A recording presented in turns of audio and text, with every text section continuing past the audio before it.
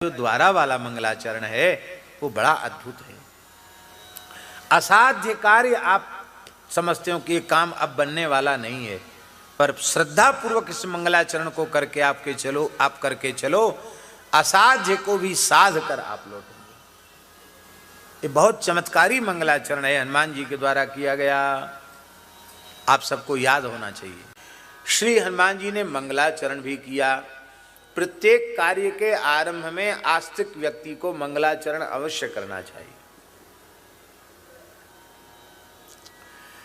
महाभाष्यकार पतंजलि जी ने लिखा है, मंगलादीनि मंगल मध्यानि मंगलांतानि शास्त्राणि च प्रथन्ते। मंगलाचरण है जिनके आरंभ में, मंगलाचरण है जिनके मध्य में, मंगलाचरण है जिनके अंत में, ऐसे ग्रंथ ही प्रसिद्धि को प्राप्त करते हैं। पढ़ने सुनने वालों का सर्वविध मंगल होता है।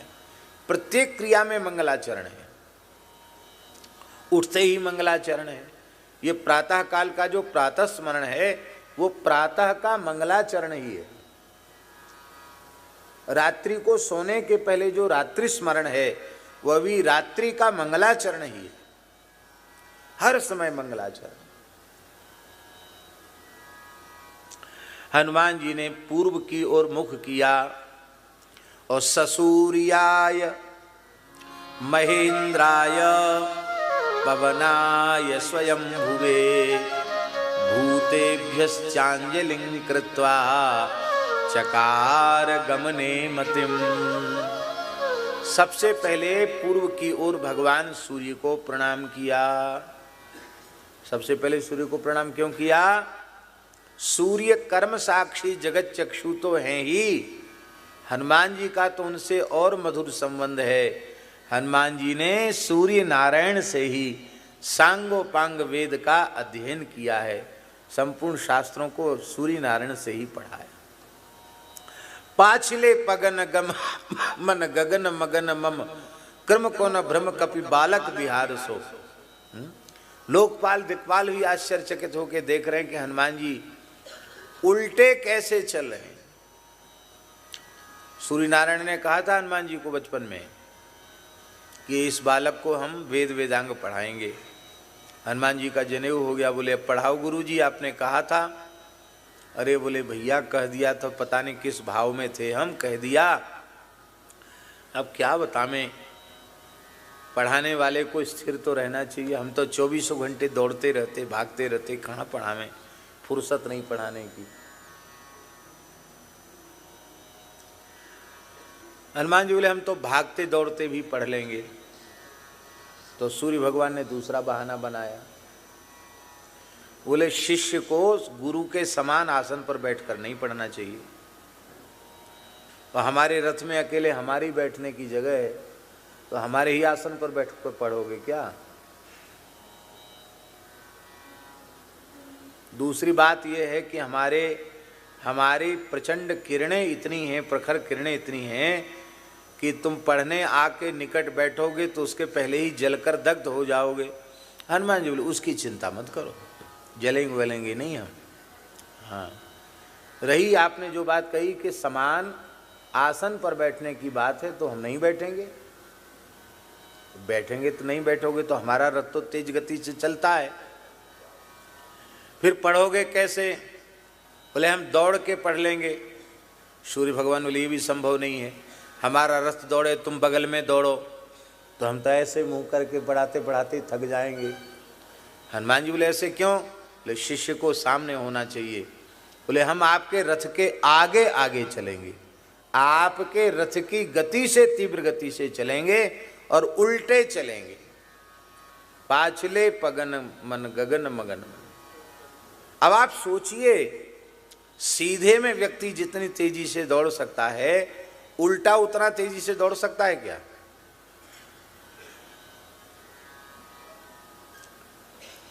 और उल्टा इतना तेज हनुमान जी दौड़ते हैं कि सूर्य भगवान का रथ भी पीछे रह जाता है। सूर्य के रथ की गति से तेज दौड़ते हैं उल्टे, तो सीधे उनके दौड़ने की तो कोई सीमा ही नहीं है। इसलिए मनोजवम मारुत तुल्य वेगम, मन के समान वेग है हनुमान जी का। ऐसे हनुमान जी ने सुनी, पढ़ा। दो ही पढ़े सूर्य नारायण से, तीसरा आज तक कोई पढ़ा ही नहीं। एक हनुमान जी पढ़े और दूसरे कौन पढ़े, उसका नाम आप बताओ। अरे भाई आप लोग तो पुराने सत्संग, आप लोग बताइए।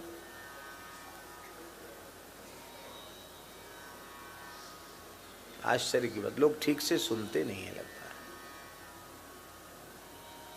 महर्षि याज्ञवल्क कौन पढ़े? हनुमान जी पढ़े और महर्षि याज्ञवल्क भी सूर्य से पढ़े। याज्ञवल्क जी पहले वैशंपायन जी से पढ़े थे, वैशंपायन जी के शिष्य। एक बार गुरु जी नाराज हो गए, हे याज्ञवल्क तू बड़ा अहंकारी है, हमने जो कुछ पढ़ाया सबकी उल्टी कर दे, सब विद्या त्याग के यहां से चला जा। गलती क्या थी? बड़ा रोचक प्रसंग है। गलती क्या थी?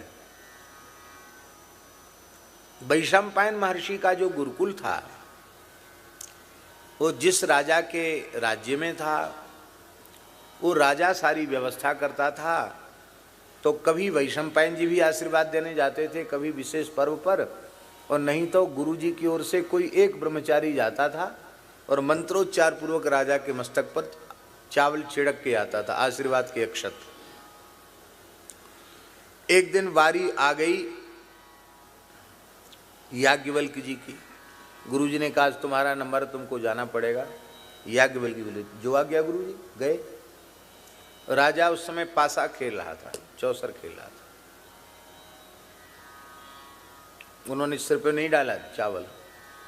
आशीर्वाद लेने वाला प्रमादी है, सावधान नहीं है, ऐसे असावधान व्यक्ति को मैं क्या आशीर्वाद दूं? राजा ने कहा ब्रह्मचारी अपना काम करो, जाओ। बोले क्या काम करने? हम आशीर्वाद देने आए हैं, तुमको फुर्सत ही नहीं है। बोलो आशीर्वाद का अक्षत कहाँ डालें? तो राजा ने पलंग की ओर इशारा कर दिया। राजा का पलंग पड़ा था, इस पर डाल दूं मैंने, इस पर हम सोते हैं, हमको आशीर्वाद मिल जाएगा। जैसे ही पलंग पर आशीर्वाद के अक्षर डाले, वो पलंग जो है आम की लकड़ी का था, वो 4 पाए तो 4 पेड़ हो गए, उसमें से फल लटकने लग गए। ब्रह्मचारी तो चले गए। राजा को बड़ा पश्चाताप हो, इतना तेजस्वी ब्राह्मण के मंत्रोच्चार पूर्वक लकड़ी, सूखी लकड़ी पलंग के ऊपर आज चावल डाले और वो वृक्ष बन गया, पल्लवित, पुष्पित और फलित भी हो गया, बिना ऋतु के फलित हो गया। मेरे ऊपर पड़ जाते तो मैं तो धन्य ही हो जाता, अजर अमर हो जाता। गुरु जी के पास संदेश भेजा वैशंपायन जी के पास की उसी ब्रह्मचारी को कल भेजना आशीर्वाद के लिए। गुरु जी ने कहा कि तुम्हारा आशीर्वाद बहुत शक्ति संपन्न है, कल भी तुम्ही को आशीर्वाद देने जाना है। कहा गुरु जी क्षमा करना, श्रद्धावानों के लिए मेरा आशीर्वाद है, प्रमादियों के लिए नहीं है, चाहे राजा हो चाहे कोई हो। मैं नहीं जाऊंगा, मना कर दिया गुरु जी। आप ही बताओ ऐसे प्रमादी को देना चाहिए? गुरु जी चुप हो गए। उसी समय गुरु जी के मन में थोड़ी खटाई आ गई कि तेजस्वी तो है लेकिन आज्ञाकारी नहीं।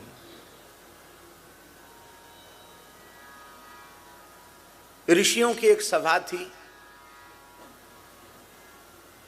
उस सभा में सबकी उपस्थिति अनिवार्य थी। वैशंपायन जी को भी उसमें बुलाया गया था, पर हाँ मर्यादा भी स्थापित कर दी थी, जो ऋषि उस सभा में उपस्थित नहीं होगा उसे ब्रह्म हत्या का पाप लगेगा। ये इतनी बड़ी मर्यादा इसलिए रख दी कि लाख करोड़ काम छोड़कर लोग सभा में आवें, पर वैशंपायन जी नहीं जा सके। क्यों नहीं जा सके? क्योंकि उनके पिता के श्राद्ध की तिथि थी। देव कार्य ऐच्छिक है। आप नवरात्रि में व्रत न करें, पूजा न करें तो आपकी बहुत बड़ी कोई हानि नहीं है। पूजा करें तो लाभ है, न करें तो हानि नहीं है। लेकिन श्राद्ध पिता का आ जाए आप न करें तो बड़ी भारी हानि है। देव कार्य से पितृ कार्य को अत्यंत आवश्यक कार्य कहा गया। पितृ कार्य का त्याग नहीं, वो ऐच्छिक नहीं है, वो आवश्यक है। और बड़ी दुख की बात है कि देव कार्यों में तो लोगों की रुचि जग रही है, पर पितृकर्म में इस समय बहुत घोर उपेक्षा लोग कर रहे हैं। वैसे तो देखिए आचार्य जी, संध्योपासन आवश्यक है कि नहीं द्विजाति मात्र के लिए, पर स्नान के बाद संध्या पीछे, स्नानांग तर्पण पहले। हम गलत बोल रहे हैं तो बताओ। स्नानांग तर्पण पहले है कि नहीं? इसका मतलब संध्योपासन से भी आवश्यक तर्पण है। कितने लोग तर्पण कर रहे हैं? भैया जीते जी तो पिताजी को एक लोटा पानी नहीं पिला सकते, मरे पीछे क्या पिलाएंगे? बड़े बूढ़ों को तो लोग वृद्धाश्रम में भेज रहे हैं, हम तुम्हारी सेवा नहीं कर सकते। उनकी श्रद्धा ही नहीं है। हाँ, मरे पीछे बढ़िया फोटो बनवा के उस पर एक माला लटका देंगे, फिर बड़ी भारी भक्ति दिखाएंगे, अगरबत्ती घुमाएंगे। अरे भैया, मना नहीं करें अगरबत्ती घुमाने को, लेकिन हम कह रहे हैं जीते जी तो उनकी सेवा नहीं की तुमने, उनकी आज्ञा का पालन नहीं किया। अब ये ढोंग काय को कर रहे हो? संतान दुष्ट पितरों के रोष से होती है, वंश नष्ट पितरों के रोष से होता है। भयंकर शरीर में आदि व्याधि भी पितरों के रोष से उत्पन्न होती है। गृहस्थ व्यक्ति को पितृकर्म में प्रमाद नहीं करना चाहिए। किसी भी तीर्थ में जाकर सविधि तर्पण करना चाहिए, श्राद्ध करना चाहिए। अब श्राद्ध तर्पण की योग्यता कैसे होगी? जब आप शिखा सूत्रधारी होंगे, चोटी नहीं है, जनेऊ नहीं है, संध्या नहीं करते, तो आप तर्पण के भी अधिकारी नहीं हैं, आप श्राद्ध कर्म के भी अधिकारी नहीं।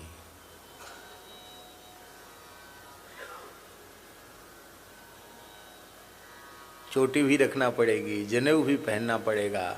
अरे दुनिया भरे का कपड़ा लादे रहते हो, जनेऊ पहनने में तुमको कौन सा वजन लगता है?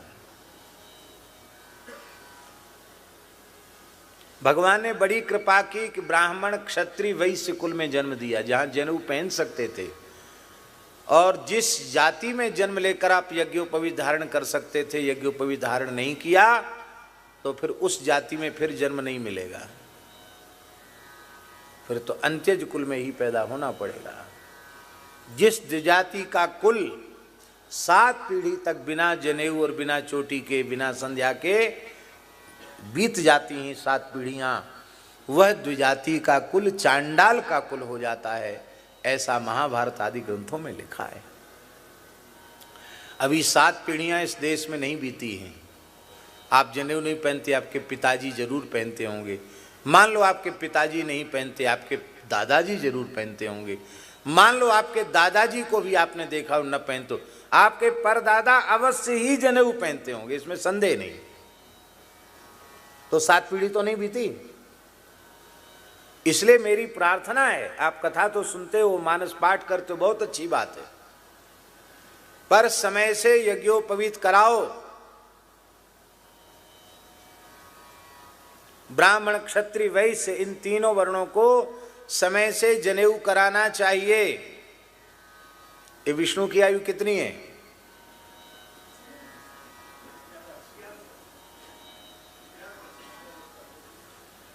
ये वैश्य कुल के बालक हैं, इनकी आयु इसमें जनेऊ के योग्य है।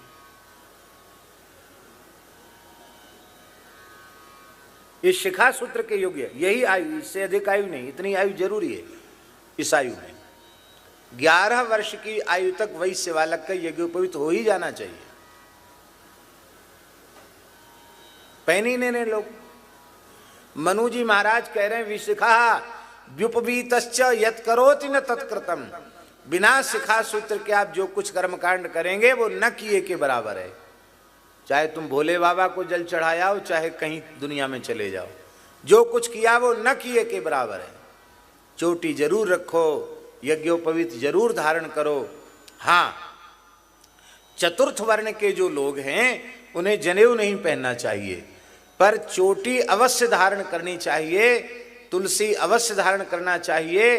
द्विजातियों का वैदिक कर्मकांड करने से जो लाभ उन्हें मिलेगा वही लाभ चतुर्थ वर्ण के लोगों को केवल तुलसी धारण करने से और सबकी सेवा करने से प्राप्त हो जाएगा।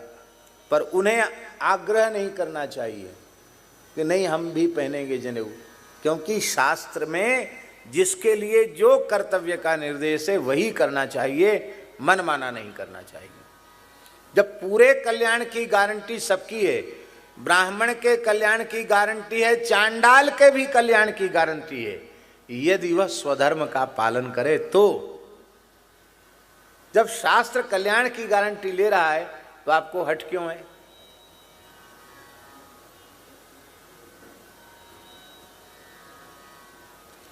भगवान की भक्ति करने का अधिकार चारों वर्णों का है, लेकिन जनेऊ धारण करने का अधिकार ब्राह्मण, क्षत्रिय और वैश्य इन तीन वर्णों को ही है।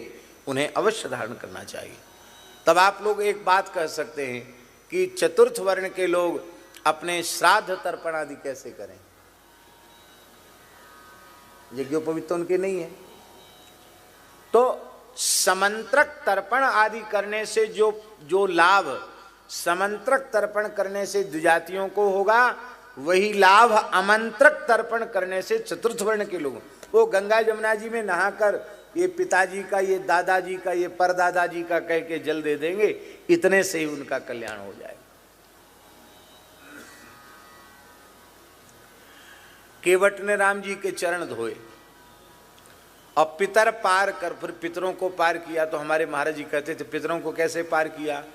बोले कठोता में जिसमें राम जी के चरण धोए थे, दौड़ के केवट गया, कुसा उखाड़ लाया और बोले भैया अब दादा परदादा तो जिंदे हैं ना, सबको चरणामृत दे दें, गंगा जी का जल तो है ही है। तो कुसा डुबा डुबा करके ये पिताजी का, ये दादाजी का, ये परदादाजी का, ये परदादाजी के परदादाजी का, ये मामा जी का, ये नाना जी का, ये काका जी का, ये ताऊ जी का, ये फूफा जी का, ये मौसा जी का, जितने नाते रिश्ते उसको याद आए सबको उसने दे दिया और सबके सब चतुर्भुज होकर वैकुंठ चले गए। बोलो भक्त वत्सल भगवान की। जनेऊ जरूर पहनो, नहीं पहनते हुए ठीक बात नहीं है। अब फिर बड़े धर्मात्मा बनते हो, फिर कहते हो महाराज हमने तो बहुत पाठ पूजा की, हमें कोई फायदा नहीं हुआ। अरे फायदा कैसे होगा? मनु महाराज कह रहे हैं बिना चोटी जनेऊ के जो करो वो न किए के बराबर है, तो आप कर रहे हो, उसका फल कैसे आपको मिलेगा? आप चोटी रखो, आप कहेंगे कि अरे चोटी तो अलग से दिखाई पड़ेगी, खराब लगेगी। अभी एक फैशन चली है, जैसे आधे से ज़्यादा खेत काट दो और बाकी छोड़ दो, ऐसे इधर उधर से सब काट देते, इधर छोड़ देते और यहाँ से कुछ बाल रखा कि इधर बांध लेते हैं। अरे भैया हाथ जोड़ के थोड़ा इधर से और छील दो, इतनी चोटी कितनी अच्छी लगेगी। लेकिन इसके लिए जरूरी है किसी सिनेमा वाले एक्टर का ऐसा करना। ऋषियों का अनुकरण नहीं करेंगे। यहां क्या कह रहे हैं? चारणा चरिते पथि, क्या चारणा चारयंती धर्मान इति चारणाः। हनुमान जी पूर्वाचार्य चरणों के पद चिन्हों पर चल रहे हैं। आपको यदि भगवत प्राप्ति करनी है, श्री किशोरी जी के चरण कमल प्राप्त करने हैं, तो पूर्वाचार्यों के चरण चिन्हों पर आपको चलना पड़ेगा। हाँ, तो हम सूर्य याज्ञवल्क्य जी के बारे में कह रहे थे। तो वैशंपायन महर्षि, उनके पिता का श्राद्ध था। उन्होंने कहा कि भाई देखो, देव कर्म से पितृकर्म आवश्यक है, तो सबसे अधिक आवश्यक पितृकर्म है, उसका त्याग नहीं किया जा सकता। हम नहीं जाएंगे सभा में तो हमको ब्रह्महत्या लगेगी, उसका प्रायश्चित हम कर लेंगे, ब्रह्महत्या का जो शास्त्रों में प्रायश्चित है, पर हम पितृकर्म अवश्य करेंगे। उन्होंने पितृकर्म किया, नहीं गए वो, तो उनको ब्रह्महत्या लग गई। ऋषियों ने मर्यादा स्थापित की थी। तो बोले अब तो हम भैया जब तक ब्रह्महत्या का प्रायश्चित नहीं कर लेते किसी विद्यार्थी को पढ़ाएंगे नहीं, क्योंकि पातकी को पढ़ाने का अधिकार नहीं है। तो हम तप करके पहले उसका प्रायश्चित करते हैं। ब्रह्मचारी बोले गुरुजी आप मत करो, आप जो कुछ कर रहे हो करो, आपके बदले हम लोग कठोर तप करके उसका प्रायश्चित करेंगे। तो सभी बटुक ब्रह्मचारी हाथ में जल लेकर अपने गुरुजी को जो मर्यादा के अनुरूप जो ब्रह्महत्या लग गई थी उसका प्रायश्चित करने लगे। तो श्री याज्ञवल्क्य जी के मन में कोई अहंकार नहीं था, पर उनके मन में करुणा उत्पन्न हुई। उन्होंने कहा कि देखो ये जो ब्रह्मचारी है ना, ये बहुत सावधान नहीं है, ये अल्प शक्ति युक्त हैं। तो इतने लोग भूखे प्यासे रहकर आपके लिए करेंगे तो आपका वह दोष निवृत्त होगा।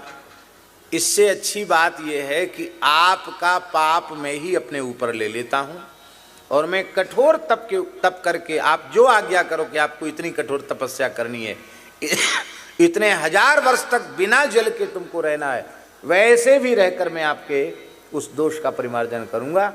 पर इन विद्यार्थियों की पढ़ाई बाधित नहीं होनी चाहिए। आप अपना पाप हमको दे दीजिए, प्रायश्चित हमको दे दीजिए, मैं करूँगा। गुरुजी तो पहले से ही नाराज थे कि मैंने कहा था नहीं गया राजा के यहाँ। गुरुजी नाराज तो पहले से थे। एक बड़ा धूर्त है, ब्राह्मणों का अपमान करता है, अपने को ज्यादा तेजस्वी तपस्वी समझता है, इन ब्राह्मणों को तू अल्प शक्ति वाला कह रहा है, दुर्विनीत है, निकल जा मेरे आश्रम से, सारी विद्या को उगल दे जो मैंने पढ़ाई है। ऐसा हो सकता है क्या? आपको कोई पढ़ावे वो कहे हमारी पढ़ाई हुई विद्या त्याग दो, उगल दो, आप उगल सकते हो? हम नहीं उगल सकते, आप नहीं उगल सकते। पर याज्ञवल्क्य जी इतने तपस्वी थे, उन्होंने मंत्र पढ़ करके जल पिया और गुरुजी की पढ़ी हुई सारी विद्या का भमन कर दिया, उलट दिया सारी विद्या को। अब जो विद्या याज्ञवल्क्य जी को गुरुजी ने दी थी वो सबको नहीं थी। अब ऋषियों को बड़ा लोभ हुआ कि ये विद्या विलुप्त हो जाएगी, अब क्या करें? अब उगले हुए को खाना तो कैसे, उल्टी को कोई कैसे खाएगा? तो उन ऋषियों ने तीतर का रूप धारण कर लिया। किसका रूप धारण कर लिया? तीतर। और तीतर का रूप धारण करके उनके बमन को चुग लिया। वो बमन नहीं था, वो वेद की ऋचाएं ही थी। उसी से वेद की, कृष्ण यजुर्वेद की एक शाखा हो गई तैत्तरीय शाखा। अब याज्ञवल्क्य जी बिल्कुल ज्ञान शून्य हो गए। तब आपने भगवान सूर्य, प्रत्यक्ष नारायण है, उनकी उपासना की, तीव्र तप करके भगवान सूर्य को प्रसन्न किया। भगवान सूर्य बोले वर मांगो। बोले आप ही हमको पढ़ाइए, हम आपके ब्रह्मचारी बनकर आपसे पढ़ना चाहते हैं। सूर्य नारायण बोले कहाँ बैठोगे, मेरे पास जल जाओगे? बोले ये चिंता छोड़ो, तो जलेंगे तो नहीं, हम भी तेजस्वी, हम जलेंगे नहीं आपके तेज से। और आप कहते आपके समान आसन पर बैठ के कैसे पढ़ोगे? तो उसका उपाय हमारे पास है, आप अनुमति दे दो खाली। कहाँ ठीक है, तो तुम पढ़ लो, मर्यादा पूर्वक पढ़ना। बोले बिल्कुल पढ़ेंगे। तब सूर्य भगवान के घोड़े के कान में वो सूक्ष्म रूप धारण करके बैठ गए। अणिमा सिद्धि का आश्रय अंगूठे के इतने बड़े हो गए याज्ञवल्क्य जी। और घोड़े का कान ऐसा रहता है, उसी कान में उल्टे बैठ गए, जैसे सामने जानकी वल्लभ जी बैठे, हाथ जोड़ के बैठ गए। बोले गुरुजी पढ़ाइए। वह वेद की शाखा वाजसनेयी शाखा होगी। अश्व के कर्ण में बैठ करके शुक्ल यजुर्वेद माध्यमधनी शाखा, उसके आचार्य महर्षि याज्ञवल्क्य। क्या कहें, ये हमारे पूर्वजों के चरित्र हैं। तो याज्ञवल्क्य जी और हनुमान जी गुरु भाई हैं। बोलो भक्तवत्सल भगवान की। ये याज्ञवल्क्य जी और हनुमान जी दो ही सूर्य से पढ़े हैं, बाकी आज तक सूर्य से कोई कुछ पढ़ न सका। ये भगवान सूर्य। इसलिए सबसे पहले गिरी किसको प्रणाम करना चाहिए? बोलो। सबसे पहले गुरु जी को प्रणाम करना चाहिए। कोई काम करो, ठाकुर जी को 2 नंबर पर प्रणाम करो, पहले नंबर पर गुरु जी को प्रणाम करो।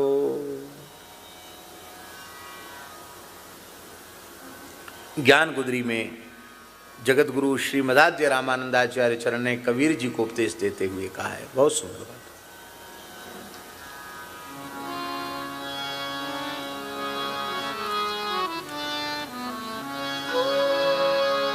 प्रथम ध्यान गुरु कर कर भाई। मंत्र जप के पहले गुरु जी का ध्यान करना चाहिए। मंत्र जप के पहले भी गुरु तत्व का ध्यान करना चाहिए। अष्टाक्षर जपो, षडक्षर जपो, द्वादशाक्षर जपो, अष्टादशाक्षर जपो, जो भी मंत्र आपको मिला है उसके पूर्व सहस्रार चक्र में सहस्त्रदल कमल की कर्णिका में गुरुदेव अपनी पराशक्ति के सहित विराजमान हैं। उनका विधिवत पूजन और उनके चरणों में प्रणाम करना चाहिए और फिर भगवान के मंत्र का जप करना चाहिए। बोलो भक्तवत्सल भगवान की जय।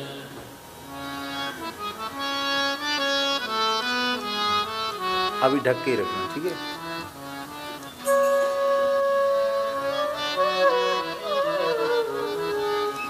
श्री सीताराम जी महाराज की जय।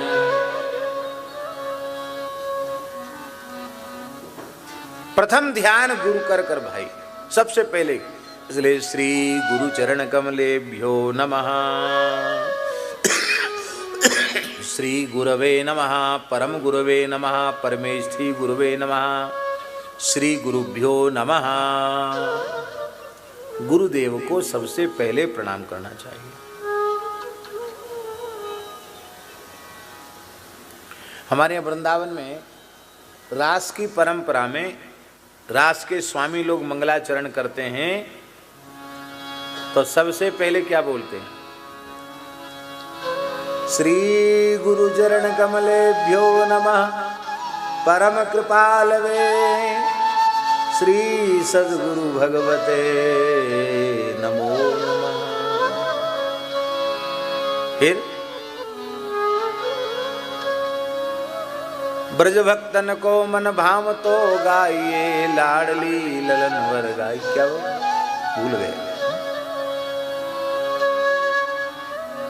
यहां से फिर माने भगवान का स्मरण पीछे, सबसे पहले गुरु जी का स्मरण। हनुमान जी का चरित्र है ये। हनुमान जी सबसे पहले गुरुदेव श्री सूर्य नारायण को प्रणाम करते हैं। पर महेंद्राय, महेंद्र शब्द के 2 अर्थ हैं। एक तो इंद्र, महान इंद्र को प्रणाम करते हैं। दूसरे पुराणों में लिखा है, वामन पुराण का भी हमने मूल पारायण किया था, उसमें लिखा है कि जब भगवान की कृपा से इंद्र को इंद्र पद मिला तो ऋषियों ने वामन भगवान का महेंद्र पद पर अभिषेक किया। तो महेंद्र माने भगवान नारायण, भगवान वामन भगवान, उनको भी प्रणाम किया, इंद्र को भी प्रणाम किया। पवनाय स्वयं भुवे। अब पवनाय एक अर्थ है, पवनाय माने गोविंददेव अपने पिता को प्रणाम किया, और स्वयं भुवे माने ब्रह्मणे, ब्रह्मा जी को प्रणाम किया। दूसरा अर्थ पवनाय स्वयं भुवे, पवनाय का अर्थ है पावन करने वाले। पूयते येन स्वज्ञानेन योग विंदम स पवनो भगवान, माने प्रत्यक तत्वभूतो रामः। ऐसे राम जो स्वयंभू हैं, आप प्रगट भय विधि न बनाए। ऐसे पवनाय स्वयंभुवे माने पवनाय का अर्थ स्वयंभुवे श्री पवनाय माने पवित्र करने वाले श्री राम जी को प्रणाम किया। आप कहेंगे कि पवन का अर्थ यहाँ राम जी कैसे हुआ? आगे के श्लोक में फिर पवनाय आत्मयोने कह रहे हैं। इसका मतलब पहले इष्ट देव को प्रणाम किया, फिर पिताजी को प्रणाम किया। अंजलिम, और सभी प्राणियों को प्रणाम करके अंजलिम प्रांग मुखं कुर्बन पवनायात्मयोनये, आत्मयोनि पवन देव को प्रणाम किया। और इसके बाद श्री हनुमान जी अपने शरीर को बढ़ाने लग गए। पर्वताकार हनुमान जी, स्वर्ण शैलाभदेव हनुमान जी प्रकट हो गए और वानरों से कहने लगे कि देखो अब तुम लोग दुख रहित हो जाओ। यथा राघव निर्मुक्ता शरस्वसन विक्रमः गच्छेत तद्वद गमिष्यामि लंकाम रावण पालिताम। कहते हैं जैसे भगवान श्री राम के धनुष की प्रत्यंचा से छूटा हुआ बाण जैसे अत्यंत तीव्र गति से अपने लक्ष्य की ओर चलता है, ऐसे ही मैं अब राम कार्य के लिए जाऊंगा। जिमि अमोघ रघुपति कर बाना, एही भांति चलो हनुमाना। राम जी के बाण की बात हनुमान जी ने क्यों कही?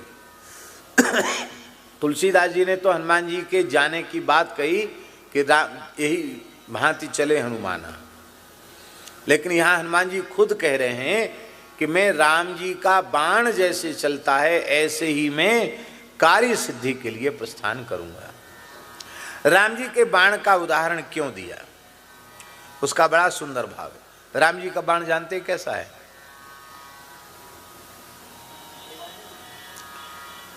तूणे नई कशरहा,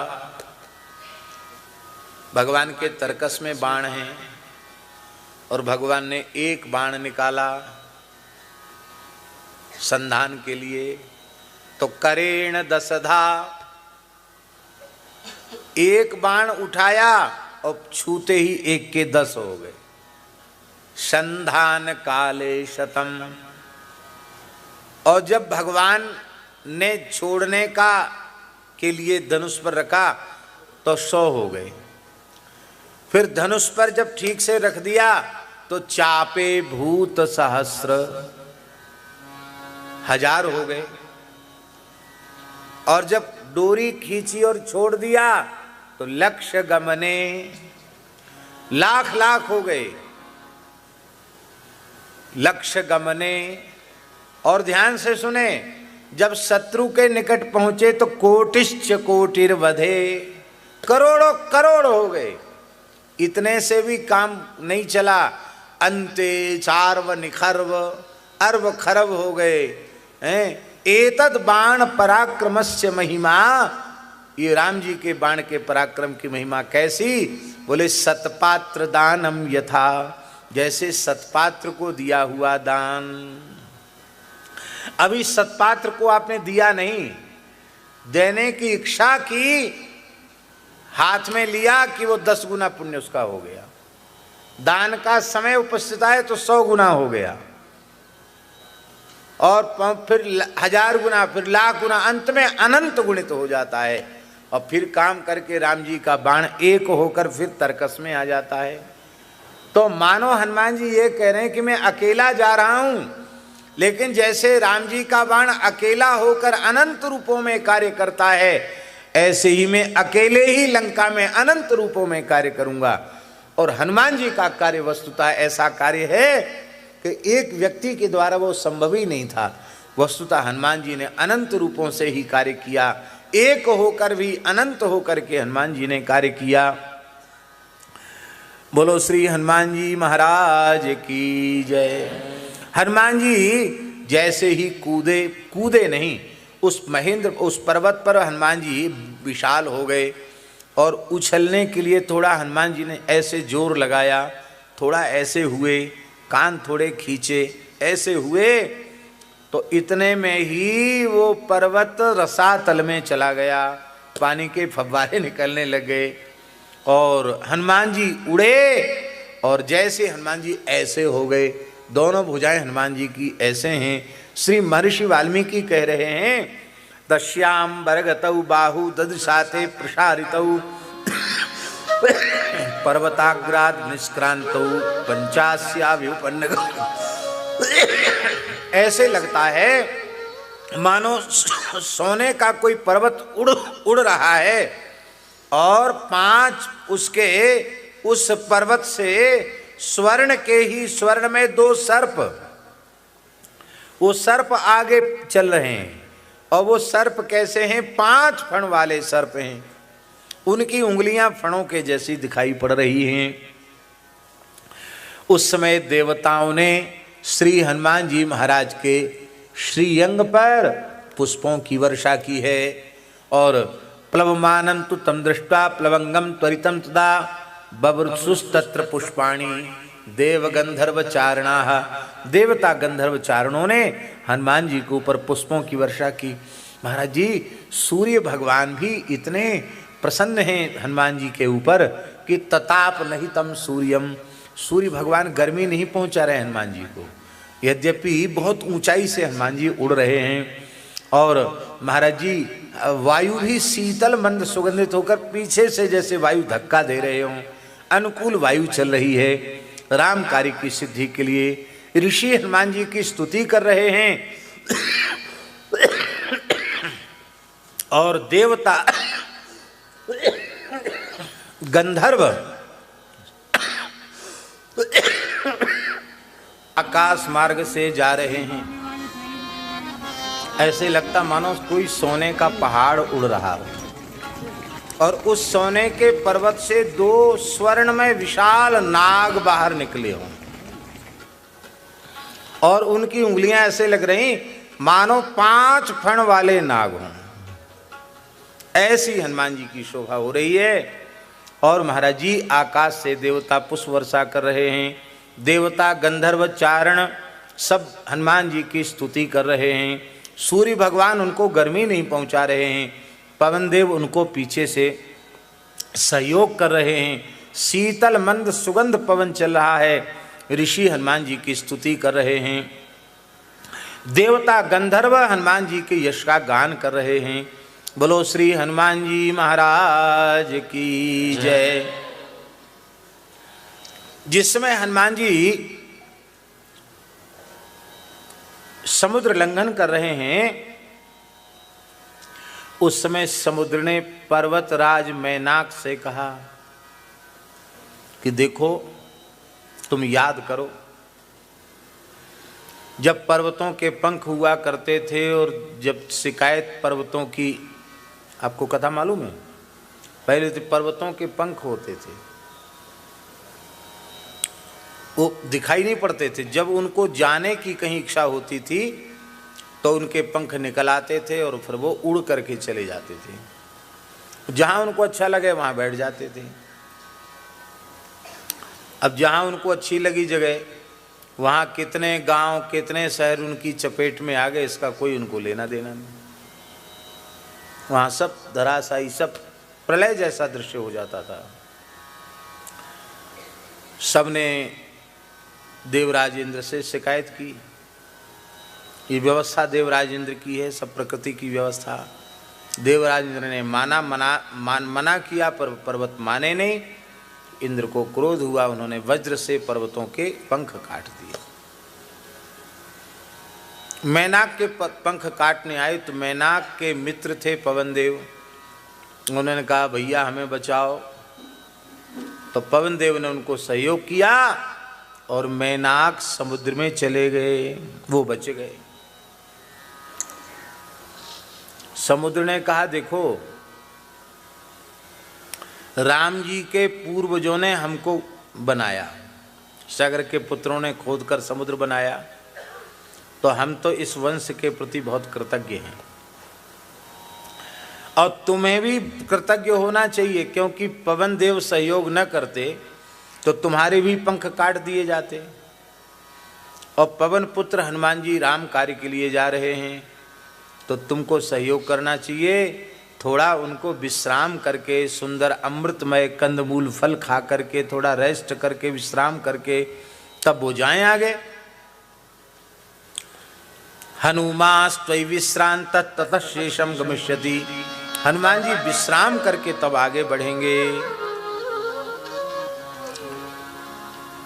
यदि तुम आज कृतज्ञता ज्ञापित नहीं करोगे तो तुम्हें बहुत भारी पाप लगेगा। देखो, भयंकर से भयंकर पापों का प्रायश्चित है, पर कृतज्ञता का प्रायश्चित नहीं है। आपका किसी भी प्रकार का उपकार यदि किसी ने किया है तो आपको उसके प्रति कृतज्ञ होना ही चाहिए और समय आने पर उसके प्रति कृतज्ञता ज्ञापित करने के लिए उसका सर्वविध उपकार करना चाहिए, उसका हित करना चाहिए, नहीं तो कृतज्ञता का पाप लग जाएगा। हमारा विषय नहीं है, लेकिन फिर भी हम कहना चाहते हैं। भारत और नेपाल दो नहीं हैं, दो होकर भी एक हैं। कैसे हैं एक? आर्यावर्त भारत को कहते हैं, आर्यावर्त नेपाल भी है।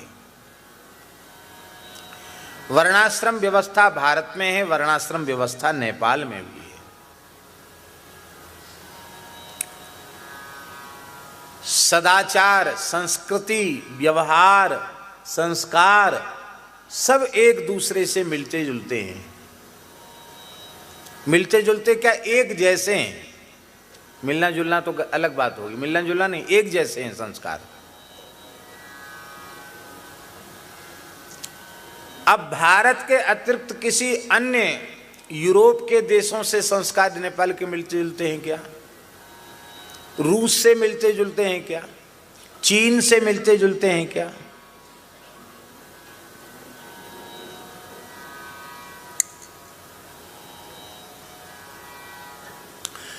आपका जो स्वरूप ही नहीं है, आपके सदाचार, आपके पूर्वाचार्य, आपकी प्राचीन संस्कृति से जिन सभ्यताओं का कुछ लेना देना ही नहीं है, यदि उन सभ्यताओं से आप सटेंगे, उनके निकट जाएंगे, तो आपकी मूल सभ्यता समाप्त हो जाएगी।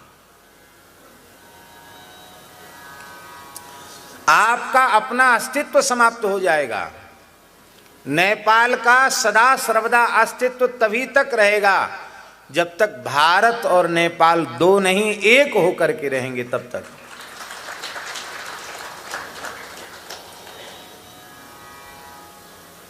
दुर्भाग्य की बात है कि कम्युनिस्ट विचारधारा के लोग, जो धर्म ईश्वर को, वैदिक सनातन संस्कृति को नहीं मानने वाले लोग हैं, वे दुर्भाग्य से नेपाल की निकटता कम्युनिस्ट विचारधारा से प्रभावित चीन से अधिक जुड़ते चले जा रहे हैं। विकास के नाम पर, उन्नति के नाम पर आज जो कुछ भी आ रहा है वो किधर से आ रहा है? चीन से होके आ रहा है कि भारत से होके आ रहा है? बताओ आप, कहां से होके आ रहा है? अरे झूठ मत बोलो, हम कोई डर थोड़ी रहना। आप क्यों डर? हम नहीं डरते, आप क्यों डरते हो? किधर से आ रहा है? भारत से आ रहा है। नेपाल देश में जन्म लेने वाले लोग चार धाम सप्तपुरी की यात्रा करते हैं कि नहीं? भारत में पैदा होने वाले लोग पशुपतिनाथ जी की यात्रा करते हैं कि नहीं? जनकपुर धाम की यात्रा करते हैं कि नहीं? मुक्ति नारायण की यात्रा करते हैं कि नहीं? दामोदर कुंड की यात्रा करते हैं कि नहीं? न इनके बिना उनका काम, न उनके बिना इनका काम, दोनों एक हैं। तिब्बत अलग देश था, लेकिन आज उसका अस्तित्व बचा? सब निगलता चला गया। हम कोई भविष्यवक्ता नहीं है, लेकिन यही पद्धति यदि नेपाल की, यही विचारधारा जो इस समय चल रही है, ये विचारधारा यदि आगे तक बढ़ी तो हो सकता कभी ऐसा दुर्भाग्य का समय आ जाए कि जैसे आज चीन ने तिब्बत का अस्तित्व समाप्त कर दिया, हो सकता आगे नेपाल का अस्तित्व भी खतरे में आ जाए। आप खुद रास्ता दे रहे हो उनको भीतर घुसने का,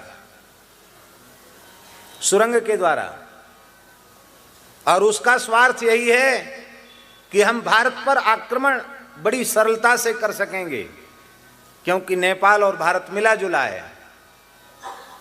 दुर्भाग्य से कहीं नेपाल की धरती का इस प्रकार से दुरुपयोग हुआ और कुछ हो न हो नेपाल नष्ट हो जाएगा। मेरी प्रार्थना है मातृभूमि के प्रति आप पूर्ण श्रद्धा और पूर्ण भक्ति रखें, आप नेपाल को बचाएं, नेपाल का वास्तविक विकास करें, नेपाल की उन्नति करें। और उन्नति तभी होगी जब आप निष्ठापूर्वक वैदिक सनातन धर्म को स्वीकार करें और उसके अनुसार अपना जीवन बनावें, तो नेपाल की उन्नति है। कम्युनिस्ट विचारधारा से नेपाल की उन्नति नहीं है। लोग कहेंगे तो सही कि आपको ये बोलने का क्या अधिकार है, आप तो उधर से आए हैं, ये सब बोल रहे हैं, कथा क्या करें। हम जितना प्रेम अपनी मातृभूमि भारतवर्ष की धरती से रखते हैं, उससे कम प्रेम नेपाल से नहीं रखते, उससे अधिक प्रेम नेपाल से रखते हैं। हमारी किशोरी जी यहाँ प्रकट हुई, हमारे भगवान यहाँ प्रकट हुए, आप सब हमारे अपने हो, हम पराये नहीं हैं और आप भी पराये नहीं हो। आप माने न माने, आपको जितनी चिंता नेपाल की नहीं होती, उससे अधिक पीड़ा, उससे अधिक चिंता नेपाल की हमको होती है।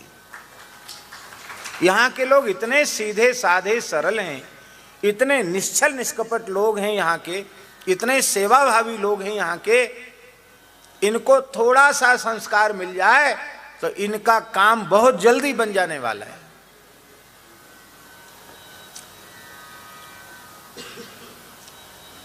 आज भी इनके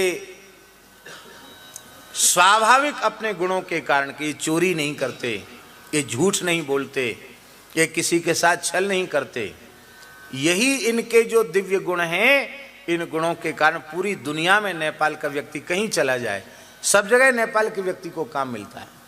क्यों मिलता है?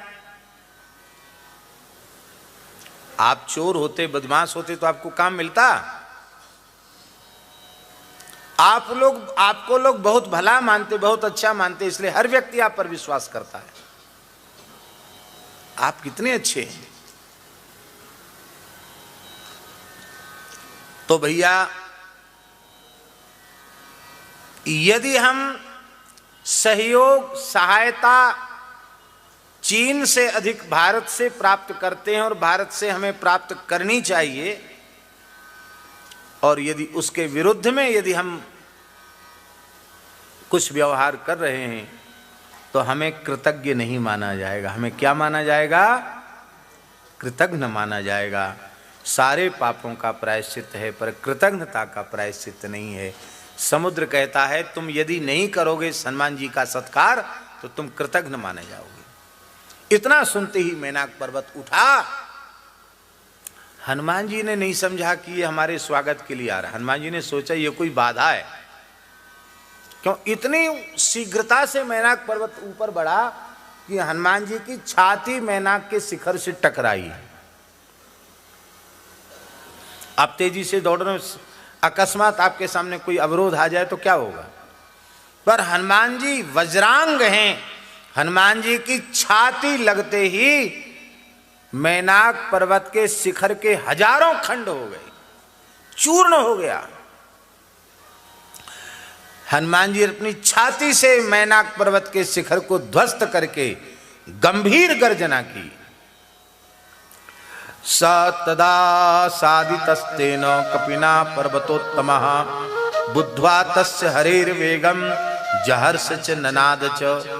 मेनाक नाराज नहीं हुए, मेनाक बड़े खुश हुए कि हनुमान जी में शक्ति बहुत है, हनुमान जी में वेग बहुत है।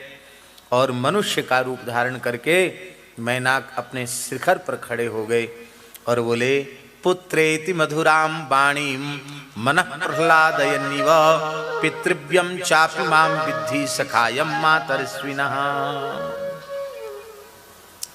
बेटा मैं तुम्हारा चाचा हूं। हनुमान जी के कान में शब्द पड़ा, बेटा मैं तुम्हारा चाचा हूं। अरे भाई चाचा जी यहाँ कहाँ से आ गए? बोले देखो तुम्हारे पिता पवनदेव का मैं मित्र हूँ, तो मित्र भी चाचा के जैसा ही होता है, मैं चाचा हूँ। और तुम थोड़ी देर विश्राम करके और सुंदर अमृतमय कंदमूल फल खा करके मेरे आतिथ्य को स्वीकार करके आगे बढ़ो, क्योंकि तुम्हारे पिताजी का उपकार मेरे ऊपर है। मैं प्रत्युपकार न करूं तो मैं कृतघ्न माना जाऊंगा। यहां यह पंक्ति वाल्मीकि रामायण की इतनी सुंदर है, क्या करें, समय इस बार नहीं रहा।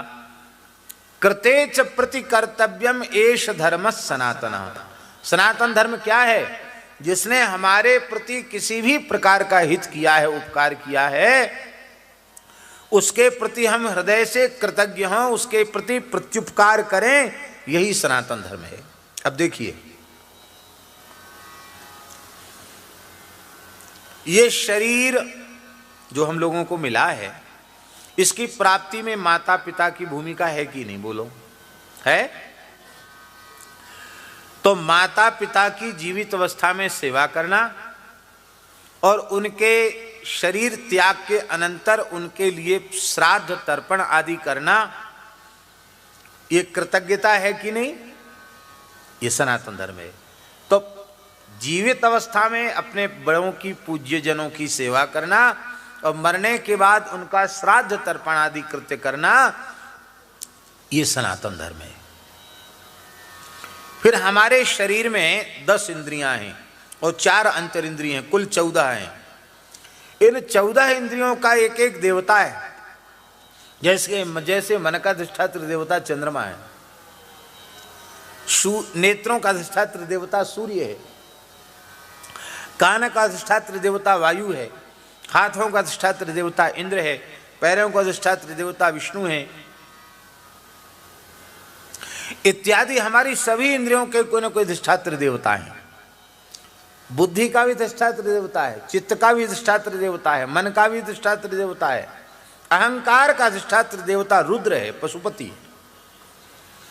तो हम जो कुछ करते हैं वह देहेंद्रियादि के सहयोग से करते हैं, और देहेंद्रियादियों में अपने अपने कार्य को करने की क्षमता इसलिए है क्योंकि उन पर देवता प्रतिष्ठित हैं। तो हमने जो कुछ हासिल किया, प्राप्त किया, उसमें देवताओं का आज की भाषा में कहें तो शेयर है कि नहीं? हमने देहेंद्रियादि से किया, उन पर देवता विराजमान, उनका सहयोग हमने लिया, उनका शेयर है कि नहीं? तो उन देवताओं का समय समय से पूजन, वंदन, स्मरण हमें करना चाहिए कि नहीं? तो देवताओं की उपासना करना, यज्ञादि करके उनको तृप्त करना, ये सनातन धर्म है। हमको क्या खाना, क्या नहीं खाना, क्या पीना, क्या नहीं पीना, क्या बोलना, क्या नहीं बोलना, क्या सुनना, क्या नहीं सुनना, हमारे जीवनचर्या को, हमारे व्यवहार को, हमारे में भीतर मनुष्यता को प्रतिष्ठित करने का कार्य किसने किया है? ऋषियों ने किया है। तो समय से ऋषियों का पूजन करना सनातन धर्म है कि नहीं? अब देखो, उपाकर्म के समय ऋषि पूजन, ऋषि पंचमी के समय पर ऋषि पूजन, और विवाह आदि के प्रकरण में भी ऋषि पूजन होता कि नहीं होता? कुल के जो प्रवर्तक ऋषि, उनका पूजन होता कि नहीं होता? तो ऋषियों का पूजन करना, ऋषियों का आदर करना और ऋषियों के बनाए हुए धर्म ग्रंथों का स्वाध्याय करना, उनको पढ़ना पढ़ाना, ये सनातन धर्म है। अब देवताओं का काम पंचगव्य, पंचामृत और हविष्य बिना वेद लक्षणा गाय के नहीं होगा। पितरों का श्राद्ध आदि भी बिना गव्य पदार्थ के नहीं होगा। ऋषियों का सत्कार भी बिना गाय के नहीं होगा। इसलिए देवता, ऋषि और पितर, इनकी भी मूल हो गई गाय। इसलिए गाय की सर्वविध सेवा करना सनातन धर्म है। सनातन धर्म की जड़ का नाम है गाय। गाय की सेवा करने से देवता भी तृप्त होते हैं, गाय की सेवा करने से ऋषि भी तृप्त होते हैं, गाय की सेवा करने से पितर भी तृप्त होते हैं। अब उन सब का मूल कौन है? देवताओं का, ऋषियों का, पितरों का, गायों का, अरे सारे ब्रह्मांड का, सारी सृष्टि का मूल कौन है? बोलो, भगवान। इसलिए भगवान की शरण हो जाना, भगवान की भक्ति करना, ये सनातन धर्म है। क्योंकि कबहू के करि करुणा नर देही, देत ईस बिनु हेतु सनेही। ये है सनातन धर्म। कितनी बढ़िया परिभाषा है सनातन धर्म की। कृतेच प्रति कर्तव्यम एष धर्म सनातनः। कृतज्ञता के भावों से भरे हुए धर्म का नाम है सनातन धर्म, और इसी का नाम है हिंदू धर्म, हिंदू सनातन धर्म। आहा, सनातन शब्द का अर्थ क्या होता है?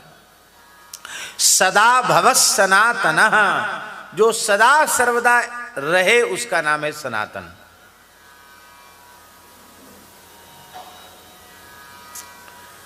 बौद्धों की सभ्यता कितनी पुरानी है?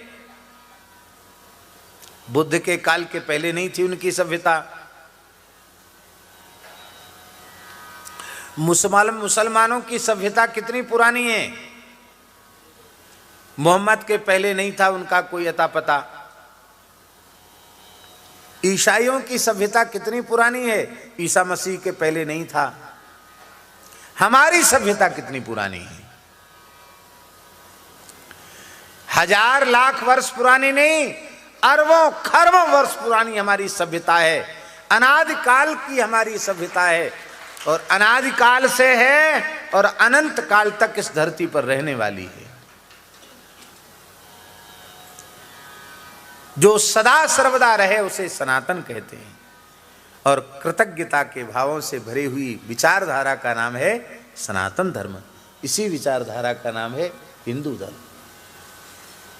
इसलिए बहुत गौरव रखना चाहिए कि हम ऐसी परंपरा के, जो इस धरती की सबसे प्राचीन परंपरा है, हम ऐसी परंपरा के हैं। तो श्री हनुमान जी ने कहा कि चाचा जी, भतीजे से आपको थोड़ी चोट पहुंच गई, हमने थोड़ी छाती लगा दी और आपको थोड़ा कष्ट हुआ, आप क्षमा करना, लेकिन मेरी एक ही प्रार्थना है। मैंने स्वीकार कर लिया आपका आतिथ्य, आप इतनी मीठी वाणी में आपने हमको बेटा कह दिया, हमको सब मिल गया। जब तक राम जी का कार्य पूरा नहीं होगा तब तक मैं विश्राम लेने वाला नहीं हूं। राम काज कीन्हे बिनु मोहि कहां विश्राम। ये हनुमान जी प्रेरणा दे रहे हैं। ऐसी निष्ठा से कोई भक्ति करेगा तो भगवत प्राप्ति होगी। राम काज कीन्हे बिन मोहि कहां विश्राम। भक्ति की प्राप्ति के बाद ही भगवत प्राप्ति होती है। अब एक प्रश्न हम आपसे कर रहे हैं, हनुमान जी को पहले राम जी मिले कि पहले किशोरी जी मिली? कौन मिले? बोलो। पहले राम जी मिले, किशोरी जी तो पीछे मिली। और हनुमान जी पर कृपा भी की है राम जी ने, उपदेश भी किया हनुमान जी ने, राम जी ने हनुमान जी को। लेकिन राम जी की संपूर्ण प्राप्ति हनुमान जी को तभी हुई जब श्री किशोरी जी का दर्शन उनको मिल गया। किशोरी जी के दर्शन के पहले हनुमान जी से जो संवाद है उस प्रकरण को देखो, अब वहां से लौट के आने के बाद जो संवाद है उस प्रकरण को देखो, कितना अंतर है। हनुमान जी, राम जी कह रहे हैं कि हनुमान जी मैं क्या दूं तुमको, इतना बड़ा काम करके आए हो। एस सर्वस्व भूतम में परिश्वंगो मया कृतः। मेरे पास तुम्हें देने के लिए कुछ नहीं है, मैं अपना आलिंगन तुम्हें देता हूं। और भगवान ने भुजाओं में भर के हनुमान जी को छाती से लगा लिया, मानो अपने आप को ही लुटा दिया हनुमान जी के ऊपर।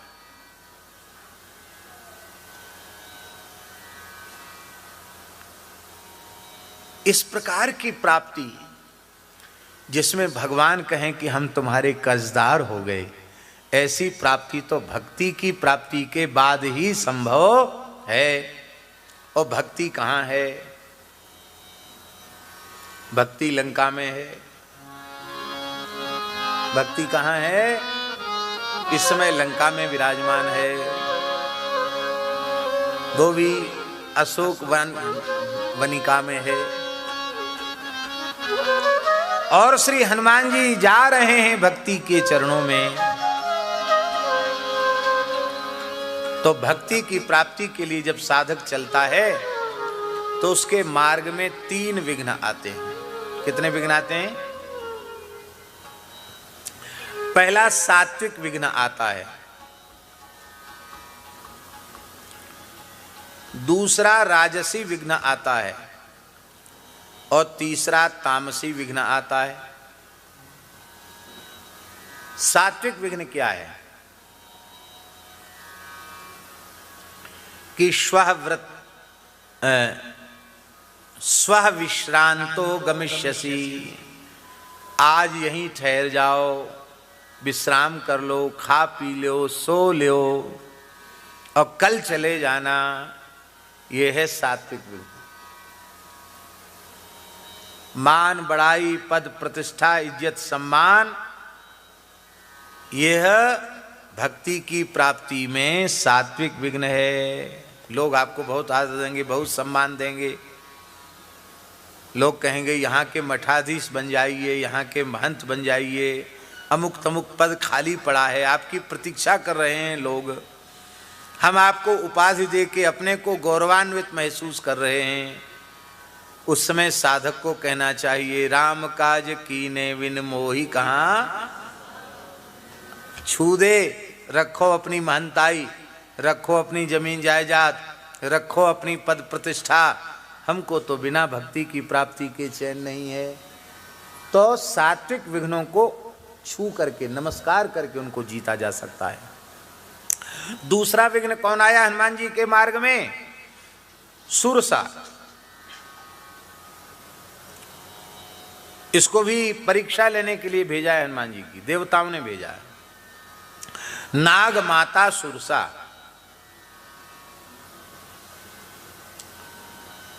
उसी को क्यों भेजा?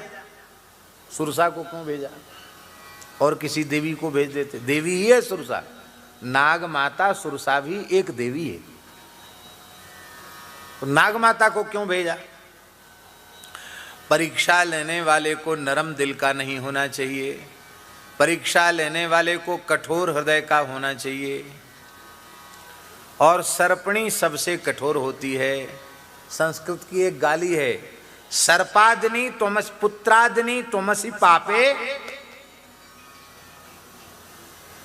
दुनिया में हर भाषा में गालियां हैं, सबसे कम गाली संस्कृत में है। इसलिए संस्कृत सबसे ऊंची भाषा है, सबसे कम गाली संस्कृत में। खलहा, धूर्ता, नीचा, सठा, बस यही। और क्या है? और उटपटांग कोई गाली बताओ संस्कृत भाषा में, किसी पुराण में, किसी स्मृति में बताओ कोई गाली है ही नहीं। माताएं झगड़ा करती हैं तो बहुत गाली देती है एक दूसरे को। ए तू नागिन है, तू सांपिन है, ऐसा बोलती है, तू नागिन है। तो पुत्रादिनी त्वमसि पापे, पुत्रादिनी का मतलब है नागिन। ये सर्पणी ऐसी होती है, अपने बच्चों को खुद खा जाती है। अंडे देती है सर्पणी, अंडे फूटते नहीं तब तक तो वो देखती है, जैसे जो फूटता जाता उसको खा जाती। जो बच जाते हैं वे ही बनते हैं सर्प। उसकी नजर से बच के भग गए, वो बच गए, वो बच गए। तो कितने क्रूर हृदया है कि अपने पुत्रों को खा जाती है। इसलिए सर्पों की माता को भेजा कि ये कठोर हृदय वाली है। विकराल रूप उसने धारण किया। बोले तुम आगे नहीं बढ़ सकते हो, मार्ग दो हमको।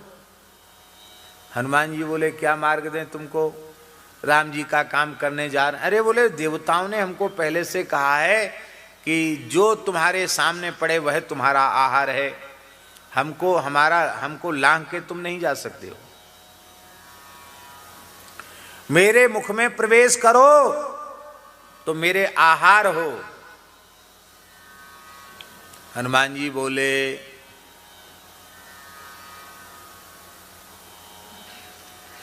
मैं सीता जी की सुध ले आऊं, फिर तेरे बिना कहे तेरे मुंह में घुस जाऊंगा। सत्य कहूं मोहि जान दे माई, मां मुझे जाने दे, मैं सत्य कह रहा हूं। बोले सत्यवत झूठ झूठ हम कुछ नहीं जानते, कान खोलकर सुन लो, हमारा अतिक्रमण करके तो तुम जा नहीं सकते, हमको लांग के नहीं जा सकते, हमारे मुंह में जाना ही पड़ेगा। राम जी का काम हो चाहे न हो, उसका ठेका हमारा नहीं है। हनुमान जी बोले फिर मैं इतना विशाल हूं और तेरा मुंह इतना बड़ा है, कैसे जाऊंगा तेरे मुंह में? विस्तीर्णम बदनं कुरु, अपना मुंह फैलाओ। उसने कहा ठीक है, उसने मुंह फैलाया। गोस्वामी जी तो कहते 16 जो जन मुख ते ही ठयऊ, तो तुरत पवन सुत 32 भयऊ। वो 16 योजन, 16 चौका कितना होता है, माने 64 कोस लंबी चौड़ा मुंह कर लिया उसने। हनुमान जी 32 हो गए, उसने और बढ़ाया, हनुमान जी ने और बढ़ाया। जस जस सुरसा बदन बढ़ावा, तासु दून कपि रूप दिखावा। वाल्मीकि में वर्णन है, बड़ा विस्तृत वर्णन है कि एक साथ उसने 100 योजन का मुंह कर लिया। 7 योजन तई आनन कीना। हनुमान जी इतने में ही अंगुष्ठ के बराबर हो गए। अब 100 योजन मुंह वाली सुरसा उसके मुख में हनुमान जी घुसे तो केवल मुख में ही नहीं, वो पेट के भीतर तक घुस के बाहर निकल गया, एक क्षण में भीतर तक चले गए, फट से नीचे गए। अब विचार करो आप, इतना विशाल सुरसा का मुंह 100 योजन लंबा चौड़ा, उसमें इतने से हनुमान जी भीतर घुसे तो मच्छर से भी कम समझ लो। वो भीतर तक घुसे चले गए और तुरंत बाहर निकला गया। बदन पैठ पुन बाहर आवा, मांगा विदाता ही सिर नावा। बोले अब तुम परीक्षा में प्रथम श्रेणी से भी प्रथम श्रेणी उत्तीर्ण हुए। मोहि सुरन जही लाग पठावा, बुद्धि बल मरम तोर में पावा। तुम कर सकते हो काम, राम काज तुम करी हो, सब करी हो, तुम बल बुद्धि निधान। आशीष दे गई सो हर्षि चले हनुमान। राजसी विघ्न क्या है, बहुत ध्यान से सुने। जीवन की आवश्यकताएं, भोग, इनको जितना बढ़ाते चले जाओ ये उतना बढ़ते चले जाएंगे। सुरसा है ये, यही सुरसा है। संसार के भोग विलास पदार्थ ही सुरसा है। अपनी आवश्यकताओं को जितना कम करते चले जाओ उतनी कम हो जाएंगी, और जितनी बढ़ाते चले जाओ उतनी बढ़ जाएंगी। आप लोग कहें कोई प्रमाण? हमारे पूज्य सदगुरुदेव भगवान श्री पहाड़ी बाबा महाराज, इतनी कम आवश्यकता थी उनके जीवन की, आपको सुनकर आश्चर्य होगा, एक ही लंगोटी रखते थे, एक ही गमछा रखते थे और एक ही अचला रखते थे। इतना बड़ा आसन, बस न गद्दा की जरूरत, न तकिया की जरूरत, कुछ नहीं, एक कमंडल। और वो लंगोटी जब एकदम तार तार हो जाती, गीली ही पहनते थे लंगोटी, तार तार हो जाती तब दूसरी बना लेते। आज रामनवमी है, रामनवमी के दिन उनका अचला निकलता था, साल में एक अचला। रामनवमी के दिन नई लंगोटी, नया अचला, नया गमछा निकलता था। नारियल का इतना सा एक कटोरी, उस कटोरी में इतना सा 1.5 छटाक साग, तो ना साग ले लेते थे। शाम को 1.5 पाव दूध ले लेते थे, बस हो गया। इतना कम कर दिया आवश्यकताओं को, उतने में उनका गुजारा। और बढ़ा दो तो इतनी बढ़ जाती है कि उसका कोई अंत नहीं है। तब क्या करो? उस रजोगुण को विचार करो कि रजोगुण कितना बढ़ेगा। बोले इतना बड़ा, इतना बड़ा, इतना बड़ा, इतना बड़ा, इतना बड़ा। इसके बाद एकदम छोटे हो जाओ और घुस के चले आओ, भैया हमने देख लिया तुम्हारा तत्व कुछ नहीं है। तुम माने अपने विवेक के द्वारा, अपने विचार के द्वारा रजोगुण की प्रवृत्ति को सीमित किया जा सकता है, रजोगुण को जीता जा सकता है। ये राजसी विघ्न, इसको जीता। और तामसी विघ्न क्या है हनुमान जी के सामने? छाया ग्रहणी, उसने पकड़ लिया। ये छाया ग्रहणी क्या है? कंचन और कामनी का आकर्षण, यही भक्ति की प्राप्ति में छाया ग्रहणी है। ये पकड़ लेती है साधक को, आगे नहीं बढ़ने देती है। कंचन कामनी का आकर्षण हुआ नहीं कि गया। हनुमान जी ने इसको कैसे जीता? हनुमान जी कूद पड़े इसके ऊपर, इसके भी पेट में चले गए और अपने नखों से इसको विदीर्ण कर दिया। ये सिंह, ये राहु की माता थी सिंहिका, इसका पेट फाड़ दिया, इसकी आंतें फाड़ दी। इसका मतलब है अपने प्रचंड ज्ञान का जो बल है, उस बल के द्वारा आप तमोगुण का नाश कर सकते हैं।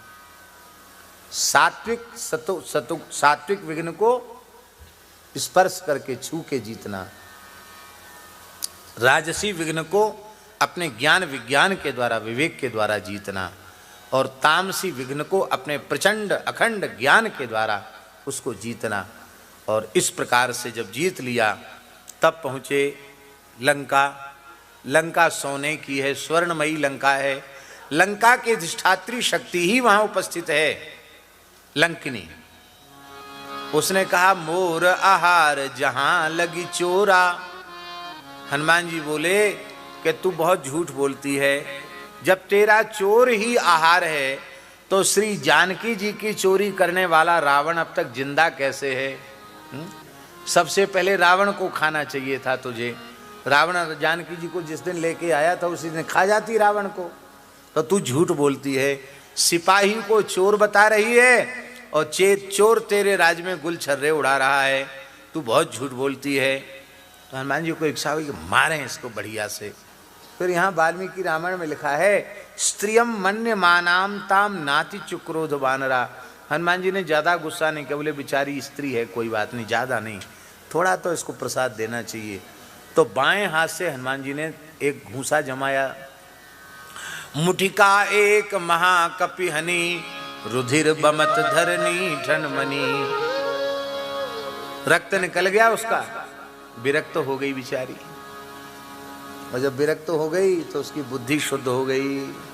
बोले तात स्वर्ग अपवर्ग सुख, धैर्य तुलायक अंग, तूलन ताहि सकल मिल, जो सुख लब।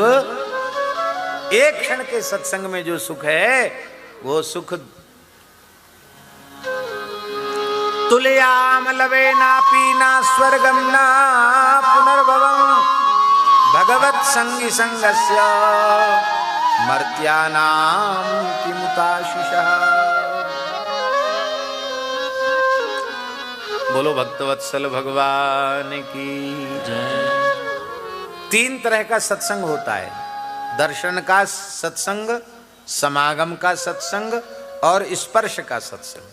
तेहि दरस परस समागमादिक पाप राशि नसाइए। तो हनुमान जी का दर्शन तो हो ही रहा है, स्पर्श भी हो गया। अरे भाई, संत चाहे प्रेम से छू दें, चाहे थप्पड़ ही जमा दें, तो भी सत्संग मिल जाता है, तो भी काम बन जाता है।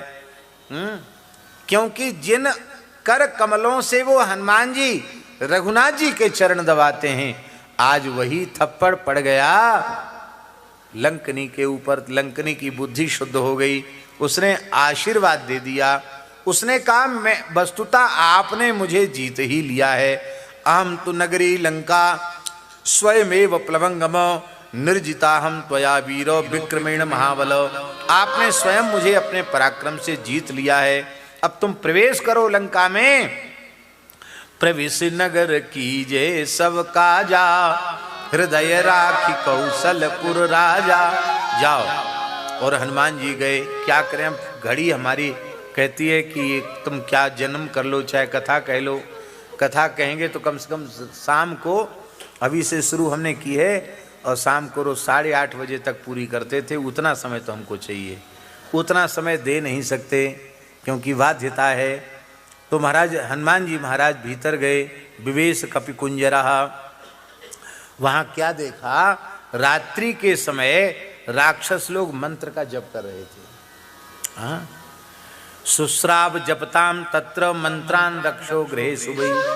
राक्षस भी भजन करते थे, मंत्र जप कर रहे थे। स्वाध्याय निरता, वेद पाठ कर रहे थे, पढ़ रहे थे। या तु धानान ददर्श सहा, पर वो मंत्र कौन से जप रहे थे? षडक्षर श्री राम तारक मंत्राज नहीं जप रहे थे, अष्टाक्षर श्री नारायण मंत्र नहीं जप रहे थे, द्वादशाक्षर वासुदेव मंत्र नहीं जप रहे थे, अष्टादशाक्षर गोपाल मंत्र नहीं जप रहे थे, अष्टाक्षर श्री कृष्ण मंत्र नहीं जप रहे थे। तब कौन से मंत्र जप रहे थे राक्षस? मारण, मोहन, उच्चाटन, विद्वेषण, उन्मादन, यही सब तंत्र मंत्र यही जप रहे थे। दह दह पच पच, यही सब जप रहे थे। वो मारे मारे, काटे काटे, छेदे छेदे, यही सब जप रहे थे। वो सब तंत्र मंत्र वाले मंत्र। और रात्रि को पढ़ रहे थे। हमारे यहाँ रात्रि को स्वाध्याय वर्जित है, अर्धरात्रि के बाद स्वाध्याय वर्जित है। पर वो क्यों पढ़ रहे थे रात को? अब देखो आजकल लड़के सब रात को ही पढ़ते हैं, पूरी रात टेबल लैंप जला के पढ़ेंगे, बीच बीच में चाय पिएंगे, कॉफ़ी पिएंगे, नींद नहीं आवे। और सवेरे जब 3 बज जाएगा, 4 बज जाएगा तो तान दुपट्टा सो जाएंगे, फिर 8 बजे तक सोएंगे।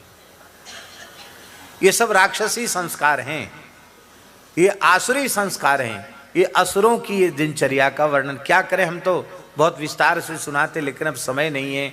इसके बाद पुष्पक विमान देखा हनुमान जी ने।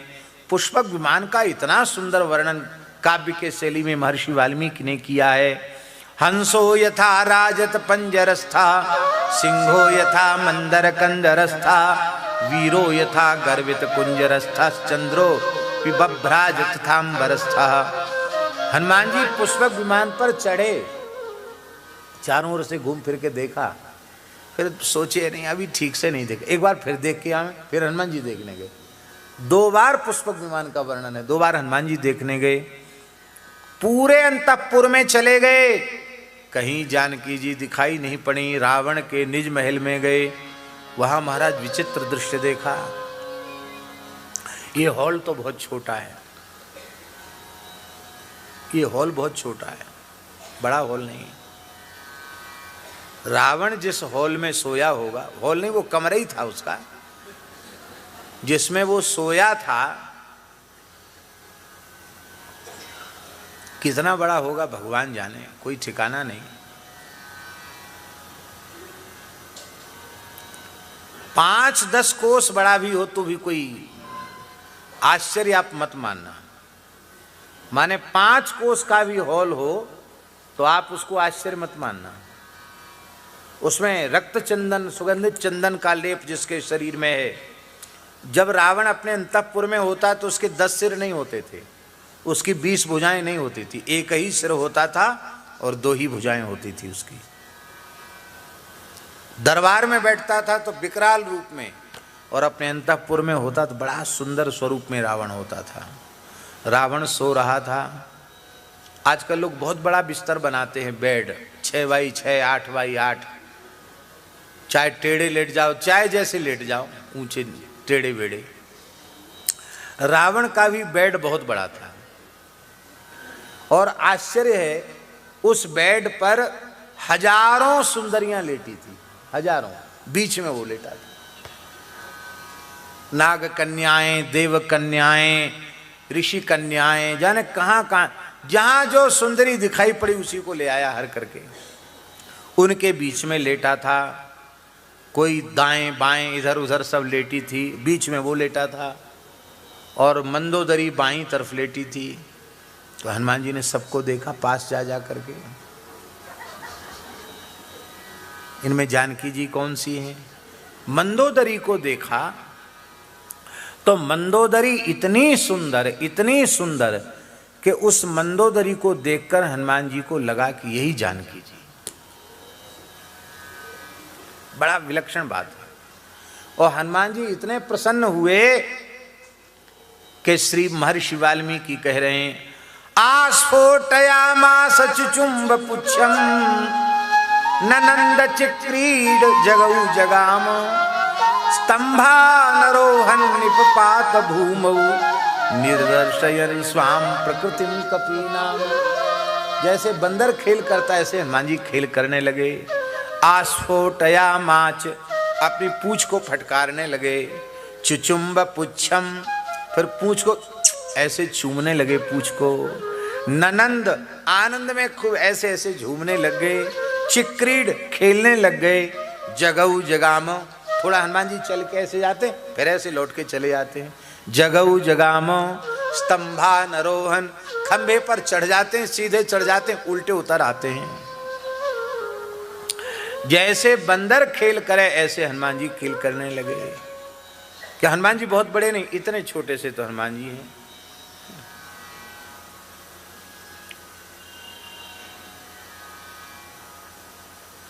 मशक समान रूप कपिधरी, यहां मशक माने मच्छर नहीं है, मारजार सदृशो रूपा, मशको मारजारा वृषदंश का, इसलिए वाल्मीकि रामायण में स्पष्ट है वृषदंश का। वृषदंशक माने होता मारजार, बिल्ली, छोटी बिल्ली के जितना रूप हनुमान जी ने बनाया। अंत में हनुमान जी थोड़ी देर तो बड़े हंसे, लेट गए, हाँ लेट गए, फिर खड़े हो गए, जैसे बंदर उल्टा पलटा होता रहता है ऐसे हनुमान जी ने किया। बाद में बोले कि अरे तुम ज्ञानीनाम अग्रगण्यम बुद्धिमताम वरिष्ठम होकर कहाँ फंस गए चक्कर में। अरे भगवान श्री राम की प्राणवल्लभा राम जी के वियोग में सो सकती हैं इस तरह से क्या। न रामेण वियुक्ता स्वास्वत्तुमरहित भामनी न भोक्तुम नाप्यलंकर्तुम न पानमुपसेवितुम। राम जी के वियोग में श्री सीता जी न कुछ खा सकती हैं, न कुछ पी सकती हैं, और ना ही श्रृंगार धारण कर सकती हैं। यहाँ पानमुपसेवितुम का अर्थ है नशा नहीं पी सकती हैं। तो उन स्त्रियों के मुख से मद्य की गंध आ रही थी, इसलिए हनुमान जी कहते हैं नपानमुपसेवितुम। इसका तात्पर्य है स्त्रियों का मद्यपान करना ये आसुरी संस्कृति है, राक्षसों की संस्कृति है, ये मनुष्य की संस्कृति नहीं है। हमें पता तो नहीं है। हम एक बार पूज्य श्री रमन रीति वाले महाराज जी के साथ कहीं एयरपोर्ट पर थे, कहीं जा रहे थे, तो दो मारवाड़ी परिवार के युवक युवती मिले और वो महाराज को पहचान गए हों, जो भी हो, वो दौड़ करके उन्होंने प्रणाम किया। तो उनके हाथ से बार बार उनका सामान गिर रहा था और ऐसे ही लड़खड़ा रहे थे, दोनों के दोनों लड़खड़ा रहे थे। तो हमने कहा, महाराज जी से पूछा मैंने कि महाराज जी इनको कुछ तकलीफ हो गई है। तो बोले माय डियर तुम कुछ चुप रहो, कुछ बोलो मत। तो हमने कहा कि थोड़ी बदबू भी आ रही थी। अरे बोले बस वही तो बात है। अब जो हंसो नहीं, जो समुदाय सबसे सभ्य और आदर्श समुदाय माना जाता था, महाराज जी बोले आज उसकी ये दशा है। शादी करके लोग घूमने जाते हैं ना, वो घूम के आए थे, वो दोनों ही नशा पिए हुए थे। आप सोचो ऐसे कपूत पैदा होंगे, ऐसी राक्षसनी बहू बन के घर में आएगी, तो घर में ठाकुर सेवा होगी, गौ सेवा होगी, संत सेवा होगी, सत्संग होगा, कुछ नहीं होगा।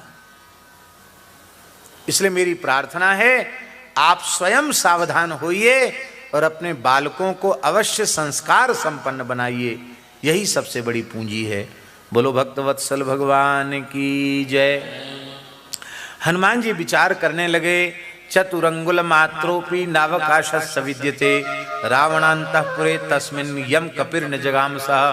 4 अंगुल जगह ऐसी नहीं बची जहां मैं न गया हूं, और देखो तो सही जानकी जी मिली नहीं। अब मैं अयोध्या, अब मैं लौट करके राम जी के पास नहीं जाऊंगा। क्यों नहीं जाएंगे? राम कह रहे हैं हनुमान जी, ये सोचना हनुमान जी सोच रहे हैं, मैं जाके कहूँगा कि वो तो है ही नहीं, शायद किसी राक्षस ने खा लिया है या समुद्र में ही डूब गई हैं। तो जैसे ही राम जी को मैं ये समाचार सुनाऊंगा, राम जी के प्राण चले जाएंगे। राम जी को देख के लक्ष्मण जी भी नहीं रहेंगे, लक्ष्मण जी भी निष्प्राण हो जाएंगे। अब बोले फिर सुग्रीव जी भी निष्प्राण हो जाएंगे, और सुग्रीव जी के निष्प्राण होने के बाद बंदर भी पत्थरों से माथा पटक पटक के वो भी मर जाएंगे। फिर ये खबर जाएगी श्रृंगवेरपुर में, वहाँ निषाद राज नहीं रहेंगे। फिर ये खबर जाएगी अयोध्या में, भरत जी प्राण त्याग देंगे, शत्रुघ्न जी त्याग देंगे, तीनों माताएं चली जाएंगी। इतना सोच गए हनुमान जी, बोले प्रलय हो जाएगा, इसलिए मैं तो अब यहीं रहूँगा। अब यहाँ कहाँ रहूँ, यहाँ तो राक्षसों का बड़ा उपद्रव है, क्या करूँ। बोले सन्यासी हो जाना अच्छा है, बाबा जी बन के रहेंगे। अरे बाबा जी बन के भी हमको यहाँ कौन रहने देगा। तब बोले ठीक है, मैं समुद्र में कूद जाऊँगा, तो फिर हाथ पैर नहीं हिलाऊंगा, मछली कछुआ खा जाएंगे हमको, मगरमच्छ खा जाएंगे, तो उनका भोजन तो कम से कम मैं बन जाऊंगा। इस प्रकार से विलाप करने लगे। श्री हनुमान जी महाराज बड़े दुखी हो गए। और इसी बीच में भवन एक पुनि दीख सुहावा, हरि मंदिर ता भिन्न बनावा, रामायुध अंकित ग्रह शोभा बरनि न जाय, नव तुलसी का वृंदता देख हरसि कपिराय, लंका निश्चर निकर निवासा, यहाँ कहाँ सज्जन करवासा, और राम राम ते ही सुमिरन कीना, हृदय हरसि कपि सज्जन चीना। सज्जनों की पहचान है, उड़ते ही राम नाम का उच्चारण करे, वो सज्जन है। लोग कहते राम राम करने से क्या होता, राम राम करके सो और राम राम कहते कहते जगो, तो कभी न कभी हनुमान जी मिल जाएंगे। बोलो भक्तवत्सल भगवान की। और हनुमान जी मिल जाएंगे तो राम जी के मिलने में फिर देरी नहीं है। हनुमान जी माने राम जी मिल गए।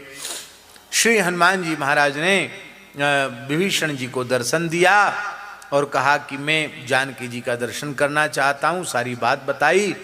जुगत विभीषण सकल सुनाई, चलेऊ पवन सुत विदा कराई। और श्री हनुमान जी महाराज वहाँ पहुँच गए, अशोक वाटिका में पहुँच गए। वहाँ जाने के पहले हनुमान जी ने फिर मंगलाचरण किया। बोले पुराना वाला मंगलाचरण लगता कुछ कमजोर पड़ गया, द्वारा मंगलाचरण करना पड़ेगा।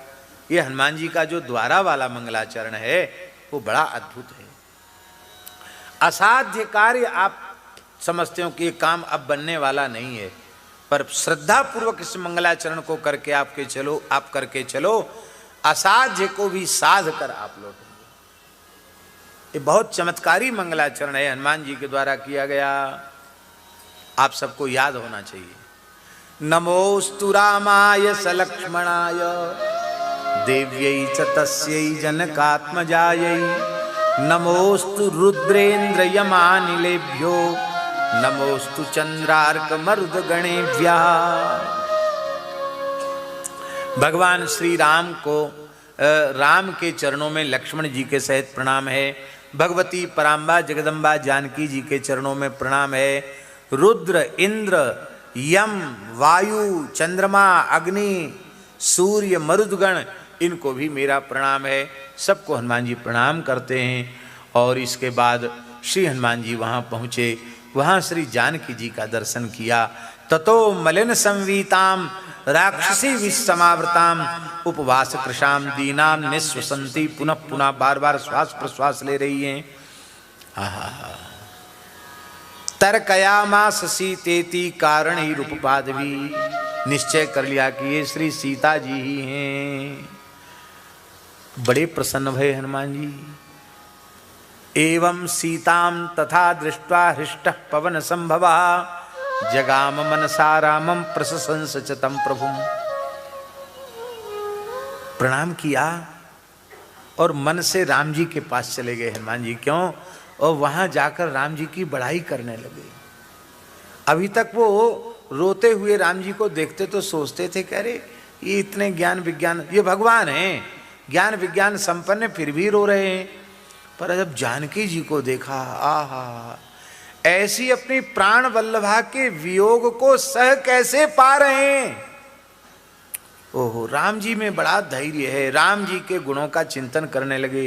भैया राम जी तो राम जी हैं। समुहूर्त में बध्यात्वा, मुहूर्त माने 48 मिनट तक हनुमान जी सोचते ही रह गए राम जी के बारे में, और हनुमान जी के नेत्रों से अश्रुधारा बहने लगी और हनुमान जी विलाप करने लगे, हाय हाय आहा। और क्या कहा, तुल्यशील वयोवृत्ताम तुल्याभिजन लक्ष्मणाम राघवोर्हति वैदेहीम तम चेयमस्ते क्षणः। वस्तुतः राम जी के योग्य जानकी जी हैं और जानकी जी के योग्य राम जी ही हैं। इस ब्रह्मांड में श्री राम जानकी जैसा जोड़ा हो ही नहीं सकता है, ये तो यही हैं, इतने ही हैं। बहुत प्रसन्न भये हनुमान जी। और इधर रावण आया, रावण ने आकर के उपद्रव किया, आप सब जानते ही हैं। अब देखो महाराज जी, रावण कह रहा है कि बहु मैथिली भार्या में मोह में तम विसर्जय बहुवी नाम उत्तम स्त्री नाम ममाग्रमहसी भव। देखो हे मैथिली, तुम मोह का त्याग करो और मेरी जितनी स्त्रियां हैं उनमें सबसे श्रेष्ठ पट्ट रानी तुम ही बन जाओ।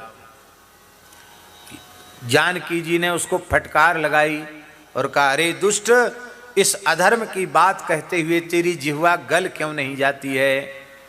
रावण बड़ी जोर से हंसा, बोला, स्वधर्मो रक्षसाम भीरु सर्वदैवन संशया गमनम्बा पर स्त्रीणाम हरणम संप्रमथ्यवा। श्लोक लिख लो। राक्षसाम रक्षसाम स्वधर्मो रक्षसाम, राक्षसों का स्वधर्म है परस्त्री गमन और दूसरे की बहू बेटी को उठा लाना और उसका स्पर्श करना, ये राक्षसों का धर्म है। राक्षस पूजे जाने के योग्य हैं कि वध के योग्य हैं, बताओ।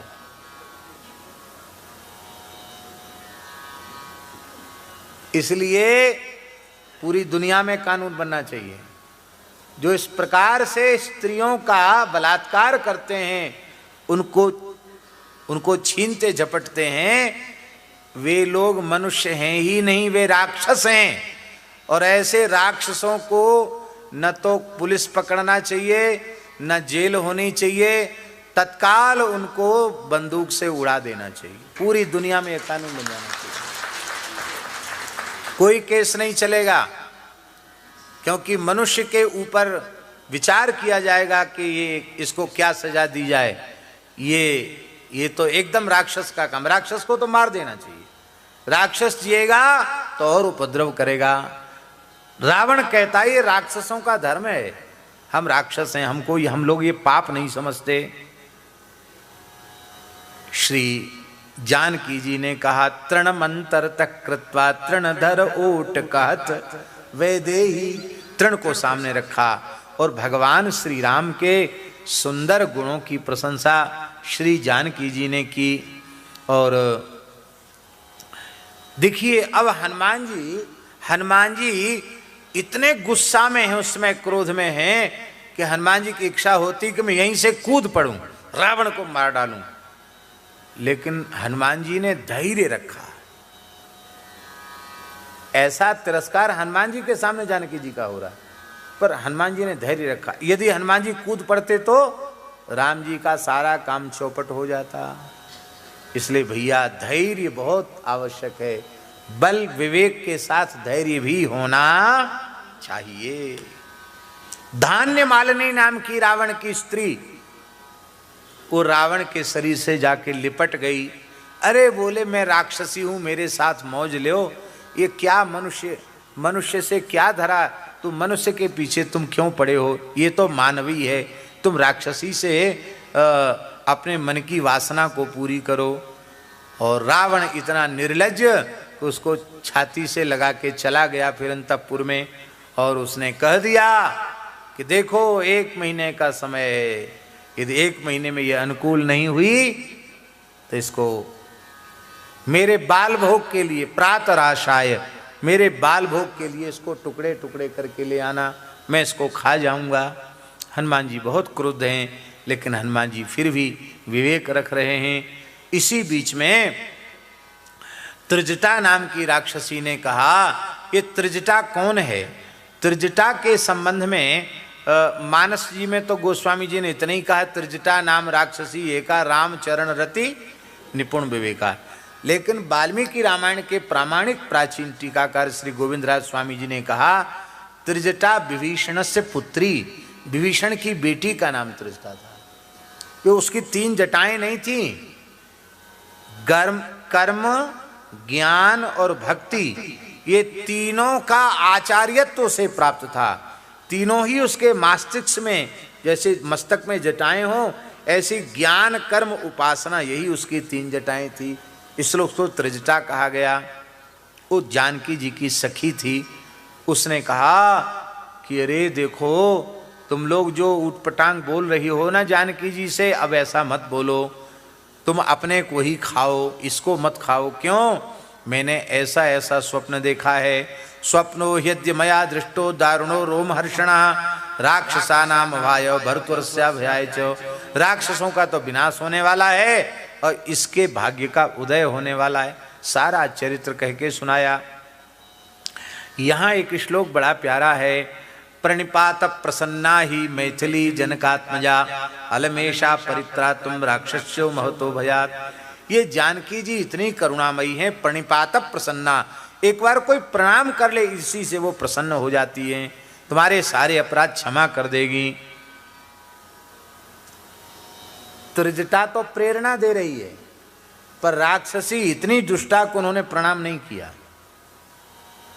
न उनका कोई बहुत व्यवहार बदला। थोड़ी डरी तो जरूर, यदि वरदान तेरा सपना सच हो गया तो, बोले फिर तो समझ लेना क्या होगा तुम्हारा। श्री जानकी जी ने कहा, ततस्रा ह्रीमती वाला भर्तुर विजय हर्षिता अवोचत तत्थम व्या भवेयम शरणम हिवा। जानकी जी ने कहा, त्रिजटा की वाणी यदि सत्य है तो तुम लोग घबराओ मत, तुम सबका आश्रय मैं बन जाऊंगी। भवेयम शरणम हिवा। राम जी तो कहते मेरी शरण में आकर कहे कि मैं आपका हूँ, आपकी शरण में हूँ, तब मैं उसे प्राणी मात्र से अभय करता हूँ। पर यहाँ जानकी जी ने यह भी अपेक्षा नहीं रखी कि राक्षसियाँ कहें कि मैं आपकी शरण में हूँ। स्वयं आकर के जानकी जी ने कृपा की। बोलो श्री करुणामयी किसी किशोरी जी की जय। अब श्री हनुमान जी ने देखा कि राक्षसियां सो गई हैं। देखो तो विचित्र बात, दिन में सो रही हैं राक्षसियां सो गई। हनुमान जी ने विचार किया कि मैं जानकी जी के निकट आऊं, कैसे आऊं। यदि मैं विशुद्ध संस्कृत में बातचीत करूंगा तो रावणम मन्यमाना माम सीता भीता भविष्यति। रावण मुझे समझ करके सीता जी भयभीत हो जाएंगी, इसलिए मुझे अवध की भाषा में ही कुछ कहना चाहिए। इसलिए महाराज जी यहाँ लिखा है कि श्री हनुमान जी ने अवध क्षेत्र में जिस प्रकार की भाषा बोली जाती है, हनुमान जी को सब भाषाओं का ज्ञान, उसी भाषा में उन्होंने रामचरित्र सुनाया।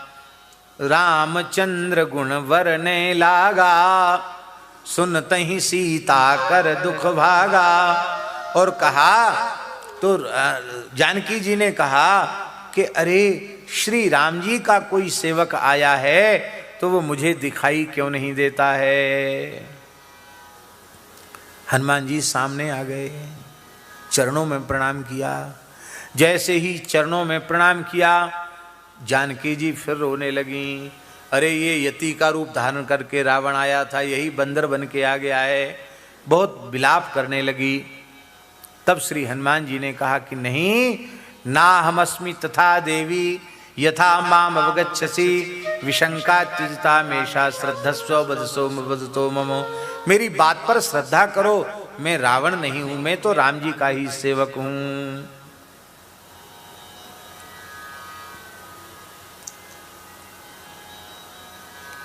रामदूत में मातु जानकी सत्य शपथ करुणा निधान की। मानस जी में तो इतना ही कहा, लेकिन यहाँ जानकी जी ने एक विचित्र प्रश्न पूछा, राम जी का स्वरूप कैसा है, वो कितने अंगुल के हैं, उनकी भुजाएं कैसी हैं, उनके चरण कैसे हैं, लक्ष्मण जी के शरीर के लक्षण बताओ, उनका कौन सा अंग किस प्रकार का है। और आश्चर्य की बात है, हनुमान जी ने राम जी का नख शिख वर्णन किया है, अंग प्रत्यंग का वर्णन हनुमान जी ने करके सुनाया है राम जी का। श्री लक्ष्मण जी का भी अंग प्रत्यंग वर्णन करके सुनाया है। और फिर मुद्रिका दी है, ये गृहीत्वा, उस मुद्रिका को देख करके श्री जानकी जी को विश्वास हो गया कि ये तो राम जी के ही सेवक हैं।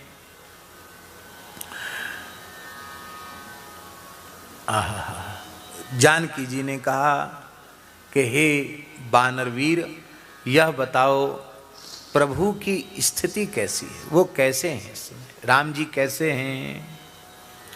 हनुमान जी रो पड़े। जानकी जी तो पूछ रही थी कि क्या कभी राम जी मेरी याद करते भी हैं कि एकदम बुला दिया है मुझे। बोले नहीं, अनिद्रः सततम राम जी को नींद नहीं आती है। सुप्तो कथनचित सो गए तो सुप्तो पिच नरोत्तमः, सोए हुए होने पर भी तुम्हारा ही स्मरण करते हैं। सीतेति मधुराम वाणीम व्याहरन प्रतिबुध्यते, सीते ऐसी मधुर वाणी कह करके उठ करके खड़े होते हैं। आहा, इस प्रकार से जानकी जी के प्रति राम जी के प्रेम का वर्णन किया। और श्री हनुमान जी से जानकी जी ने कहा कि तुम यहाँ तक कैसे, इतना छोटा बानर इतने बड़े समुद्र को कैसे लांग आया, और मान लो बंदर सुग्रीव की सेना में तो तुम्हारे जैसे ही तो होंगे, कैसे युद्ध, ये तो राक्षस खा जाएंगे सब। हनुमान जी हंसने लगे, बोले तो मैंने अपनी इच्छा से छोटा रूप बनाया है, मेरे वास्तविक स्वरूप तो अलग प्रकार का है। जैसे ही हनुमान जी ने स्वरूप दिखाया, कनक भूधराकार शरीरा समर भयंकर अति बलवीरा, सीता मन भरोस तब भयो अति लघु रूप पवन सुत लयो। बोले अब हमको भी अभिज्ञान दो कि राम जी पता तो चले कि हम आपसे मिलके आए। तो जानकी जी ने चूड़ामणि दिया है, और चूड़ामणि के बाद एक अभिज्ञान में और सुनाया है, तात शक्र सुत कथा सुनायु, बाण प्रताप प्रभु ही समुझायु, ये भी बताया है। और फिर इसके बाद कहा कि हनुमान जी ने कहा कि माता जी मुझे भूख लगी है। पहले भूख नहीं लगी, कितना बढ़िया चाचा जी कह रहे थे बेटा कुछ खा पी के जाओ, और बीच बीच में खा पी सकते थे, अब भूख क्यों लगाई। देखो बालकों को माँ का दर्शन करके ही भूख लगती है, माँ के सामने भूख लगती है। तो हनुमान जी कहते हैं आपका दर्शन करके मुझे बहुत भूख लग रही है। बोले ये तो राक्षसों का बगीचा है।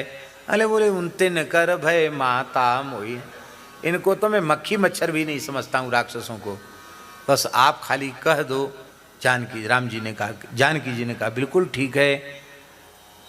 रघुपति चरण हृदय धर तात मधुर फल खाओ, क्या बढ़िया वाणी है। राम जी के चरण हृदय में धारण करके फिर कुछ भोग भी ग्रहण करोगे तो उस भोग का प्रभाव तुम्हारे चित्त पर नहीं होगा, तुम्हारा चित्त मलाच्छन्न नहीं होगा, उस भोग का बंधन तुम्हें प्राप्त नहीं होगा, उसका बंधन व्याप्त नहीं होगा। इस प्रकार से श्री हनुमान जी महाराज ने थोड़े ही देर में पूरा बगीचा उजाड़ दिया। न तत्र कच्चिद उद्देशो यस्तेन न विनाशितः यत्र सा जानकी देवी सतेन न विनाशितः। जहां जानकी जी हैं उसको छोड़कर बाकी सब नष्ट कर दिया हनुमान जी ने। और हनुमान जी उस समय गर्जना कर रहे हैं। क्या गर्जना कर रहे हैं? जयत्यति बलो रामो लक्ष्मणस्य महाबलः राजा जेत सुग्रीवो राघवेणाभिपालितः दासोहम कौशलेन्द्रस्य रामस्य कृष्णकर्मणः हनुमान शत्रुसैन्यानां निहंता मारुतात्मजः न रावण सहस्रम मे युद्धे प्रतिबलं भवेत् शिलाभिश्च प्रहर्ता पादपैश्च सहस्रशा अर्दयित्वा पुरीं लंकामभिवाद्य च मैथिलीं समृद्धार्थो गमिष्यामि। बड़ा अद्भुत हनुमान जी का उद्घोष है। श्री हनुमान जी से लड़ने के लिए किंकर नामधारी 80,000 राक्षसों को रावण ने भेजा। हनुमान जी ने उन सब को नष्ट कर दिया। बोलो श्री हनुमान जी महाराज की। और 80,000 किंकर नामधारी राक्षसों को समाप्त करने के बाद बोले अब लंका नहीं रहेगी, रावण भी जिंदा नहीं रहेगा, क्योंकि राम जी से बैर हो गया है।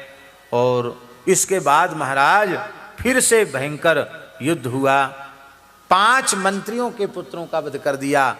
7 मंत्री पंचसेनाग्रगान हत्वा, 5 सेनापतियों का वध कर दिया। 7 मंत्री पुत्रों का वध कर दिया। अक्षय कुमार का भी वध कर दिया। अक्षय कुमार का प्रचंड पराक्रम वाल्मीकि रामायण के सुंदरकांड में वर्णन है। और इसके बाद आया कौन? मेघनाद आया। और मेघनाद के ब्रह्मपाश के बंधन को जानबूझकर हनुमान जी ने स्वीकार कर लिया, क्योंकि जो न ब्रह्म सर माने हो तो महिमा मिटे अपार।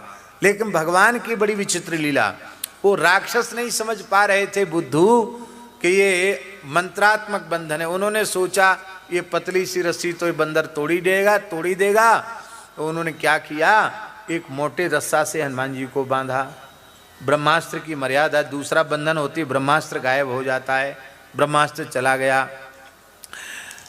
मेघनाद बोला कि अरे मूर्खो, तुमने हमारे सारे परिश्रम को मिट्टी में मिला दिया। अब ये रस्सा तोड़ने में इसको देर नहीं लगेगी, ब्रह्मपाश नहीं तोड़ सकता था। पर हनुमान जी तो जानबूझकर बंधे हुए हैं। और श्री हनुमान जी महाराज उनको बांधकर रावण के सामने प्रस्तुत किया गया। रावण को भी हनुमान जी ने समझाया, लेकिन रावण समझने वाला कहाँ था, क्योंकि मूरख हृदय न चेत, जो गुरु मिले विरंच सम, फूल ही फर ही न वेत, जदपि सुधा बरस ही जलद। हनुमान जी को प्राण दंड देना चाहता था। श्री विभीषण जी ने कहा नीति विरोध न मारिये दूता, और श्री हनुमान जी महाराज की पूंछ में आग लगाने की आज्ञा दे दी रावण ने। तो तैलेन परिशिच्याथ तेग्निम तत्रोपपादयन, लांगूलेन प्रदीप्तेन राक्षसास्तान ताडयत। देखो विचित्र बात, पूरे लंका के गली कोचे में भी हनुमान जी की पूंछ दिखाई पड़ रही थी। इतनी बड़ी पूंछ कर दी, लोगों को दूर तक जाने की जरूरत नहीं, टैक्सी और मोटरसाइकिल की जरूरत नहीं, हर घर के दरवाजे पे हनुमान जी की पूंछ। अपना कपड़ा, घी, तेल, कपूर सब उसमें लगा दिया। लंका में कोई कपड़ा ही नहीं बचा, सब कपड़ा। राक्षस उनको कोई लज्जा वज्जा तो थी नहीं, बहुत से इतने उत्साह में थे कि अपना कपड़ा उतार के नंगे हो गए। हाँ, अपना ही कपड़ा उतार के बांध दिया। बोले इसको तो जलाना है, इसने बहुत उपद्रव किया बंदर ने। घर में तो कपड़ा रहा नहीं, अपने तन का कपड़ा भी लगा दिया हनुमान जी के ऊपर। और तेल से सींच करके, कपूर रख करके जैसे हनुमान जी की पूंछ जलाई, तो हनुमान जी ने सबसे पहले तो अपनी पूंछ से जो आग लगाने वाले थे उनको पिटाई किया पूंछ से। और इसके बाद सोचे अब श्री गणेश करें। तो जिस समय हनुमान जी की पूंछ में आग लगाई तो रावण ऐसे कर रहा था, मूंछ पर ताव दे रहा था। हनुमान जी ने कहा चलो मेरी पूंछ और तेरी मूंछ श्री गणेश यहीं से करते हैं। तो हनुमान जी ने एक मूंछ रावण की पूंछ से जलाई, उसने ऐसे ऐसे किया, तब तक दूसरी मूंछ जला दी। तू हमारी पूंछ जलावे न जलावे, मैं तेरी मूंछ जरूर जला दूंगा। बोलो भक्तवत्सल भगवान की। विचित्र विचित्र कथाएं हैं। रावण के अंतःपुर में जब हनुमान जी गए, पता चला ये मंदोदरी है, तो रावण तंत्र शास्त्र, हनुमान जी तंत्र शास्त्र के भी बड़े विद्वान हैं। उन्होंने चेटिका नामक तंत्र का प्रयोग करके रावण की चोटी और मंदोदरी की चोटियाँ बांध दी। और उस तंत्र का ऐसा, हाँ हंसने की बात नहीं, उस तंत्र का ऐसा प्रयोग है, उसका प्रयोग करके कोई चोटी बांधे तो जिसकी चोटी बांधी वो जब तक जोर से थप्पड़ न मारे तब तक वो चोटी खुलेगी नहीं। तो रावण ने पहले खुलवाने का बहुत प्रयास किया, खुली नहीं चोटी, उसकी वेणी और रावण की चोटी। तब रावण समझ गए तो तंत्र से बांधी गई है। उसने कहा मंदोदरी से कि देवी तमाशा हो जाएगा लोगों के जगने के बाद। हाँ, तुम्हारी बेणी हमारी चोटी बंधी भई, हमारी बेइज्जती हो जाएगी, इससे बचाना है तो खींच के 2 तमाचा हमारे मुंह में मारो। वो कांप गई, बोले महाराज मैं पतिव्रता तेरे मुंह पे थप्पड़ कैसे मारूं? बोले देखो नाक बचानी है तो सब करो। मंदोदरी ने 2 तमाचा लगाए, रावण की चोटी खुल गई। बोलो भक्त वत्सल भगवान की। हनुमान जी बोले राम जी हम तो पिटाई पीछे करेंगे, पहले घरवाली से तुझे पिटवा देते हैं। तो इस तरह से श्री हनुमान जी ने पूरी लंका में आग लगा दी और पूंछ बुझाई खोई श्रम, धरि लग रूप बहोर, जनक सुता के आगे ठाण भयो। हाथ जोड़ करके श्री जानकी जी के सामने आकर खड़े हो गए। श्री जानकी जी ने मंगलाशासन किया और हनुमान जी आए, वयोवृद्ध बानरों के चरणों में प्रणाम किया। पहले जामवंती जी को प्रणाम किया, अंगद जी को भी आदर दिया, उनको हृदय से लगाया और अपने से छोटों को प्यार दिया। और फिर इसके बाद मधुवन के फल खा करके श्री हनुमान जी सबको लेकर के राम जी के निकट आ गए। राम जी को सारा समाचार सुनाया। राम जी ने हनुमान जी को हृदय से लगाया और आप सब चरित्र जानते ही हैं। और अब रावण विजय के लिए, लंका विजय के लिए प्रस्थान करने का निश्चय किया गया। बोलो भक्तवत्सल भगवान की जय।